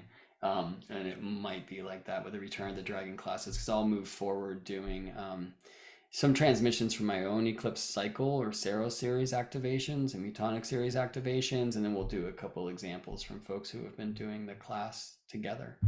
Anyway, so at my website, it's geminibrett.com. You'll find many things. You can go to the courses page here and find out about the golden year of Earth astrology. Like we're just finishing, actually, we started in Capricorn, and so we're finishing with Sagittarius. But you can pay that for like, I mean, it's probably like at least 100 hours of course material now, including like study group recordings. So if you want to get a lot of astrology, that sounds like this, for a very little price, head there and you will have access to all sorts of stuff right away. If you scroll down a bit on my courses page, you'll find Sacred Astronomy for Astrologers. Soon there are going to be a lot of things here, so hopefully you'll check in. You can do that also by joining my mailing list. I don't mail too often, but just here at my homepage, you can just join the newsletter by typing in there. Anyway, so Moon Song tab, which used to be hidden but no longer is, will bring you to this image we've been looking at. And if you click there, that will take you to my dear friend Eric Deutsch's Bandcamp page. I really encourage you to check out his new record. It is amazing. And all of Eric's records are. But you can hear all 13 of these songs. They're about 7 minutes each that we made for the 7 new moons of the year, including a Capricorn new moon on January 2nd and a second Capricorn new moon on December 23rd. Depending on where you begin your years, you will find that about every 3 years you have 13 new moons rather than 12. And this is one of those if you play with this Gregorian idea that the thing turns at January 1st, whatever that is, you know. I'll say as well, and if you go back to my website and astrology sessions, you'll find an option there to do a Song of the Soul, where Eric and I take birth charts and turn them into natal charts. So you'll schedule a time, but it's not a live meeting. You'll schedule like a 1-minute time. That's just so I can get your birth info. And then it's about like 6 weeks typically for us to get a song out because we always have a list, especially at holiday times. So pretty cool gift, though not cheap. We charge $333 for these. But you'll get a 12-minute song of your birth chart or of your child's birth chart or whatever you might want to give for a solstice gift coming up. I can't say how long we'll do this, and there will be a time probably in a couple of weeks where we have to say, all right, we can't deliver by Christmas or wherever you might want it if it is a gift. Because Eric's just recently joined the Black Crows, it's a band that I love, and he's been out on the road a ton. Anyway, so we're going to listen together to this Sagittarius new moon. I should say while I'm here, if you can listen to all these for free. You can stream them all. You can also buy single tracks, but if you buy the whole album for $7 or more by clicking buy digital album here, then when you download the album, and you can choose different formats, I suggest choosing waves because it's the highest quality. You will also get my soul song notes, this document that's like 90 pages or something. Okay. So this is what I do to like kind of translate a chart into musical harmony that I then feed to Eric along with some like symbols for him to then create a solo piano transmission. You know, we actually begin with me offering limitations for him. This one was interesting, the Scorpio solar eclipse, because I'm born on October 24th and Eric's born on October 26th. So on October 25th, of course, this new moon aligned right between our sun degrees. It's closer his than mine. And so that was an intriguing thing for this project. Anyway, here we are today with the Sagittarius new moon. So I just want to speak. I mean, many of you, I'm sure, speak astrology, but not musical harmony. But I'm just using a chromatic map, utilizing the truth that there are 12 keys in Western harmony and 12 signs of the tropical zodiac. I align Aries with A. That's different, by the way, than like the Paul Foster case or other kind of esoteric systems. They'll align Cancer with A, but I like Cancer C and Aries A, and Aries better have some sharps. Like that's how I first had to shift this from how it was first presented to me by my friend Ezra Sanzer-Bell. But here, once you get into these kind of 12 keys mapped to the 12 signs of the zodiac, then you get to tune into interesting things like squares, or what we call tension in astrology, are reflected by the tension of the relative harmonic keys or relative minor keys of a major. It's a minor third. There's a tension where the trines are major thirds, right? So that's how this thing plays kind of quite easily. So we have this map like Sagittarius is F. And so I don't have different Fs for Eric based upon the moon is an F and the sun's an F and Venus is an F and Mercury's an F. Although I think you'll see in my notes, I kind of encouraged him to go crazy with the Fs, and we'll hear it in the song as well. Mostly I'm looking at like the aspect figures, but in general, because we don't have any planets in Leo or Virgo or Libra, those in our map are the keys of, or the notes of C sharp, D, and D sharp or E flat. Like he doesn't get to play those, right? So you got to be a master first to deal with that. But the first thing I offer Eric is like a limitation. The notes here in bold are the ascendant, in this case, because it's a new moon chart, the nodes, and also the visible planets. And then notes that are like lowercase and not bold, like G flat, which is Capricorn in our system, where Pluto is, or A, which is Aries, where Chiron is, or C, which is Cancer, where Lilith is. Like he's allowed to play those notes, but I ask him to kind of like emphasize the notes that host the visible planets. Usually I would do the ascendant in a natal chart, but here I've just aligned this as a Sagittarius whole sign chart because it's a Sagittarius event, the new moon, right? And then also kind of favored the nodes in bold. So we see Scorpio, which is E in our system, and Taurus, which is A sharp or B flat in our system, also bolded because they're the nodes of the moon, which of course is from Earth's point of view where the paths of the sun and the moon intersect, right? So for a new moon consideration, like for me, they are especially kind of high priority, if you will, or high energy or activation. So I'm kind of going through, last year around this time, I went through and I charted all 13 of these 2020 new moons and try to get like a story building from one to the next. Last month for Scorpio, the kind of the general story, very eclipsy, right, is the dragon eats the sun and the world goes dark for a minute before the dragon disappears to reveal the light reborn, right? For the Sagittarius new moon, the general story that came through was international travel finally reopens after a year of lockdown. I hope this passport is ready for some serious stamping. I mean, you can see what encouraged that. I wrote these around November of 2021. Now the bug's on the T lid. So we're going to have to just move you a little bit as we fill this thing. Yeah, I mean, it's interesting for Eric, actually. He had just gotten the Dixie Chicks gig. I guess they're the Chicks now, right before all the lockdowns. So I think they did like Ellen, and then that was it. And they had like a whole stadium tour booked, And I had been telling Eric, just based upon his own chart and his profections and some of the transits, that this year he was going to get this big gig. and it was, he got the Black Crows gig. And so, this thing actually I think will resonate with him more than others. And that last year when he was recording this, it was probably more of a statement of some frustration. So he does now live internationally in Mexico City, where now, like, he just did a Europe tour and just got back from an Asia tour with the Black Crows. Like, he's definitely stamping some serious passport right now, right? All right, so let's read some of these aspect groups. Let me get the chart up in a place where we can see it. And I'm going to make this, hold on a second, a whole sign design, but we'll go to a Sagittarius rising place.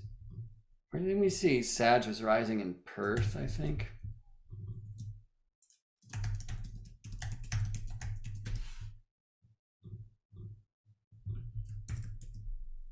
Good enough. All right. Thank you, Perth. All right, so let me put this chart up as we go through these production notes together. And so basically when I'm looking for these things, I first give him this palette, as we call it, of notes,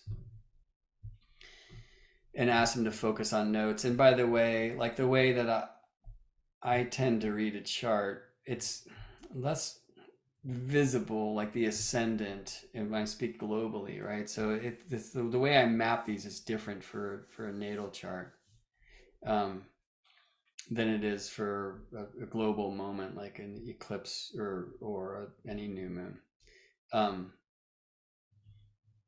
So there was a thing I was going to show you that I actually can't hear. I'm just remembering, right? Where like, if we do this for you, or maybe we have done, you're going to find like a chord progression that's based on the moon, the sun, and then the ascendant kind of referencing the sun, and then the ascendant referencing the ruler of the ascending sign. And I'm not doing that here. I'm just remembering. Um, and generally, like when we were in Scorpio lunation, right? So last month, Scorpio new moon, I'm kind of keying this to E, which is where Scorpio lives in our chromatic map. Just as this month we'll key it to F, and next month we'll key it to F sharp or G flat, which is where Capricorn lives in our chromatic map. And so that way, like in these 13 new moons of 2022, we're actually climbing chromatically from Capricorn G flat back to Capricorn G flat, which is a fun way to listen to this album. Okay, and then the other thing I'm doing is I'm looking at really strong aspect figures in the chart. I'm looking for places of tension and release. So for example, I would imagine I called out this really strong Mars-Neptune square, and then that's so tension in the square, and then release in the trine, right? So like the really strong Mars, retrograde Mars, Aquarius, Saturn trine here, right? Now let's see where that one is. Mars square Neptune to Mars trine Saturn, right? And so I'll convert that to musical harmony for Eric, right? So for Gemini, we have B. For Pisces, we have A flat B, that's a minor third tension. And then for Aquarius, we have G with the Gemini B, that's the major third of release. So I just ask him to do something around A flat B minor tension to G B major release, you see? And then that's accompanied by an image. In this case, a village ceremony in a faraway land. What exactly did I just drink? Or wait, what exactly did I just drink? Okay, so I mean, that, by the way, will speak a little bit more for my own path than Eric's, but in like a medicine traditions. And why would that be? So there's something in the Gemini and exploring, like, again, like the many ways. But Aquarius, there's something ancient. Saturn, especially something ancient, something old, something tradition. But it's like in the air signs, conveying some kind of vehicle for conscious exploration, right? The village would come really more from Saturn than anything here. I'm not sure I'm loving that particular image, but that's what came through at the time. I love these when I do these for natal charts, right? I always send people their production notes and they get these symbols, and sometimes people are like, "Oh my God, that actually happened." like I'm just channeling in things based on the aspects, right? So let's start from the top. And suddenly a serious Sagittarius party, right? So we have all this F. So I just asked Eric to play all kinds of F. Prepared piano stuff would be especially fun here. Prepared piano, by the way. So he's playing all these on grand pianos. Amazing 80s Steinway at his place in Mexico City. And prepared piano is like different things that you'll do to manipulate the string. So when we hear this, you'll hear some kind of crunchy sound somewhere along the middle of the song. And oftentimes that's like us, or Eric, sorry, putting like paper under the string. Or I've seen people put clothespins on piano strings and other things. So we're going to get to hear some kind of weird piano songs. I think we also get to hear his dog Dolce cruising around during some of this one too. All right, so the image I offer there, a nonstop international tour brings the band through 100 cities in a year. They've forgotten where they are. Never say hello, Chicago and Detroit. And you know, part of what I'm doing there is referencing like an inside joke that Eric and I share from having toured together as musicians for a long time, and when we were quite young and full of fun.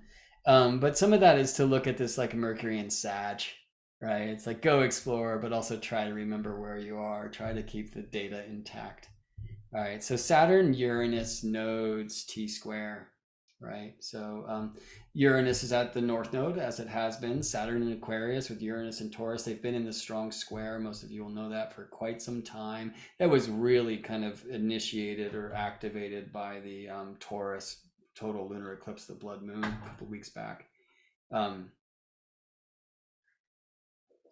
They won't perfect a square again. There were 3 already, and Saturn's along his merry way, and Uranus now very much retrograde. But they're still, many would say, in orb. And when they are aligned with the lunar nodes, especially when we're considering like lunar solar events, like a new moon, like that's very much part of the picture. A minor third and a minor third, that's a square and a square. So a T square, for you who speak musical harmony, is the diminished triad. And so that's what I'm asking him to go to here. And this time I didn't even want to offer release.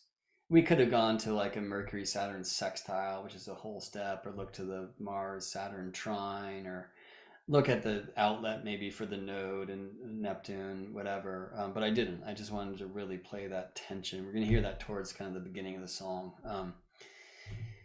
Pulled aside for additional screening by the Customs Guard. F, which is fun because obviously you know what I'm referring to in the English language with that letter, but I'm also referring to the key of the song. I haven't seen these since I wrote them, by the way, so I'm kind of cracking myself up. And this one, more than any other, is kind of full of like, I don't know, inside jokes for the traveling musician, but also outside jokes for all traveling people, especially people who have got the passport stamped in a few places, yeah? All right, so now, as we read before, Mars square Neptune, releasing to Mars trine Saturn, a village ceremony in a faraway land. Wait, what exactly did I just drink? There's something in the Mars retrograde there, right? It's like, oh, did I just make a mistake? Did I just like bravely go to a place I shouldn't have fucking gone? And now I'm going to have to talk to this guy. And he's like, just center in. So there's an essence in this eclipse chart that lives there. Like your mind has been going to the long beyond. I mean, some of it with that retrograde Mars Gemini, like, you know, some of the online social media personality where people are like, I just erased a comment I left on a YouTube video yesterday. I watched a really well-researched video from an astronomical point of view on the Egyptian Decans and the Dendera Zodiac, but the guy's just talking about how none of this stuff makes sense, and because the constellations, and I'm like, dude, this is like what happens when you try to investigate ancient astronomy with no knowledge of astrology. Like, you need to know the thema mundi if you want to dig into the... Anyway, so I wrote this comment and I was like, why? I'm like, that's just mean. And so I got on an hour later and erased it, you know? I mean, that's like, I think, doing the retrograde Mars right. Because we don't need to bring more conflict, you know? We want things to be right. But who am I to say? I mean, I actually was watching this video because I don't know. You know what I mean?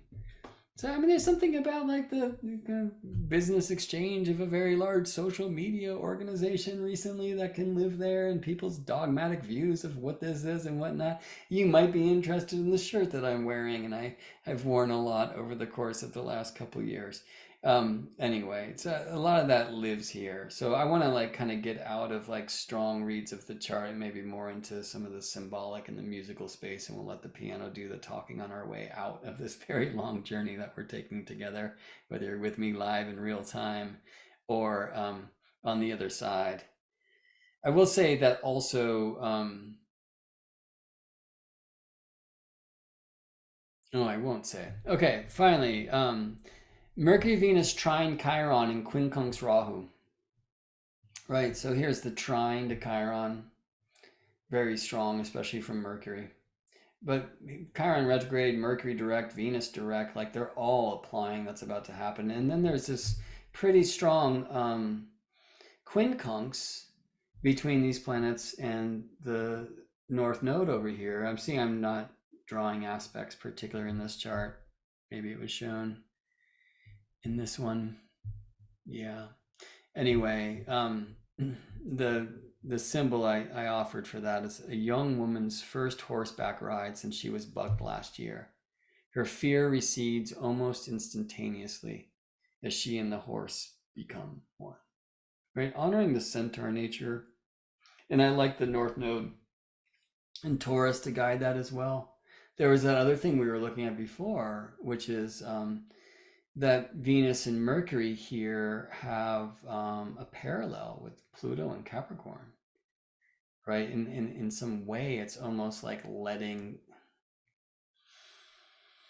that centaur, the horse side of the centaur, like get even more grounded. I can see that in the southern latitude of the moon, which I talked about like hours ago at the beginning of this flow. There's also Antiscia between this degree anti-skia between 26.5 Capricorn and 3.5 Sag. So those are very close. So there's ways where the Earth is tying into this that help us kind of see that like horse side of the centaur, this image that's long been associated with the nature of Sagittarius.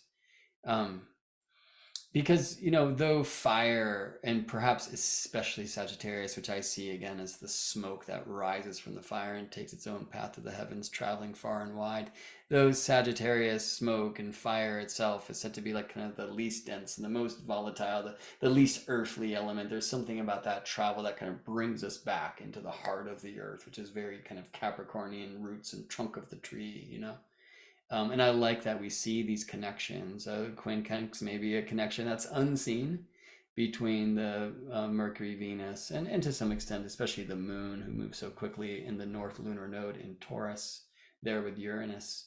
And then this parallel between Mercury, Venus midpoint with Pluto, the anti-skia between the new moon and Pluto in that way.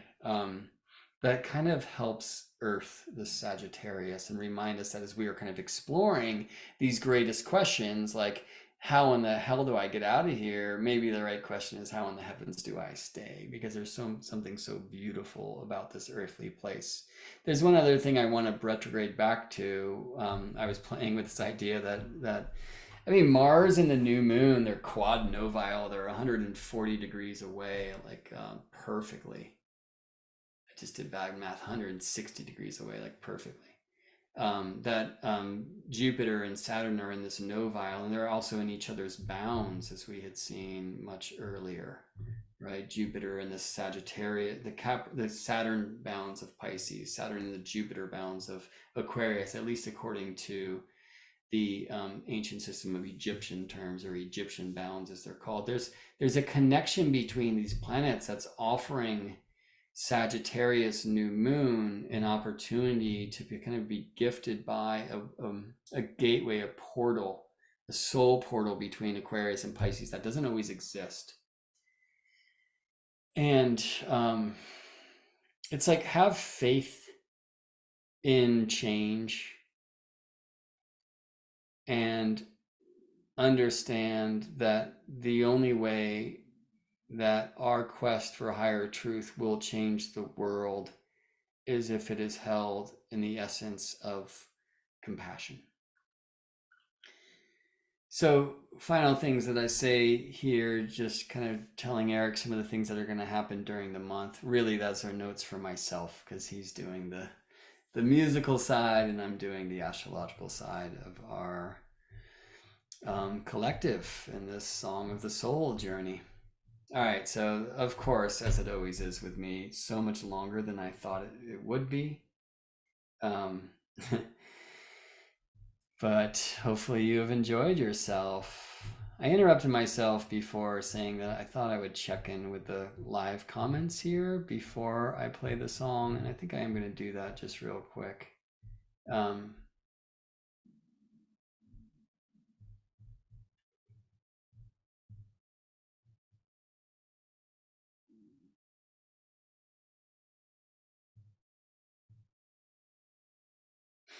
Yeah, some really brilliant statements here. I'm going to find one just to share with you.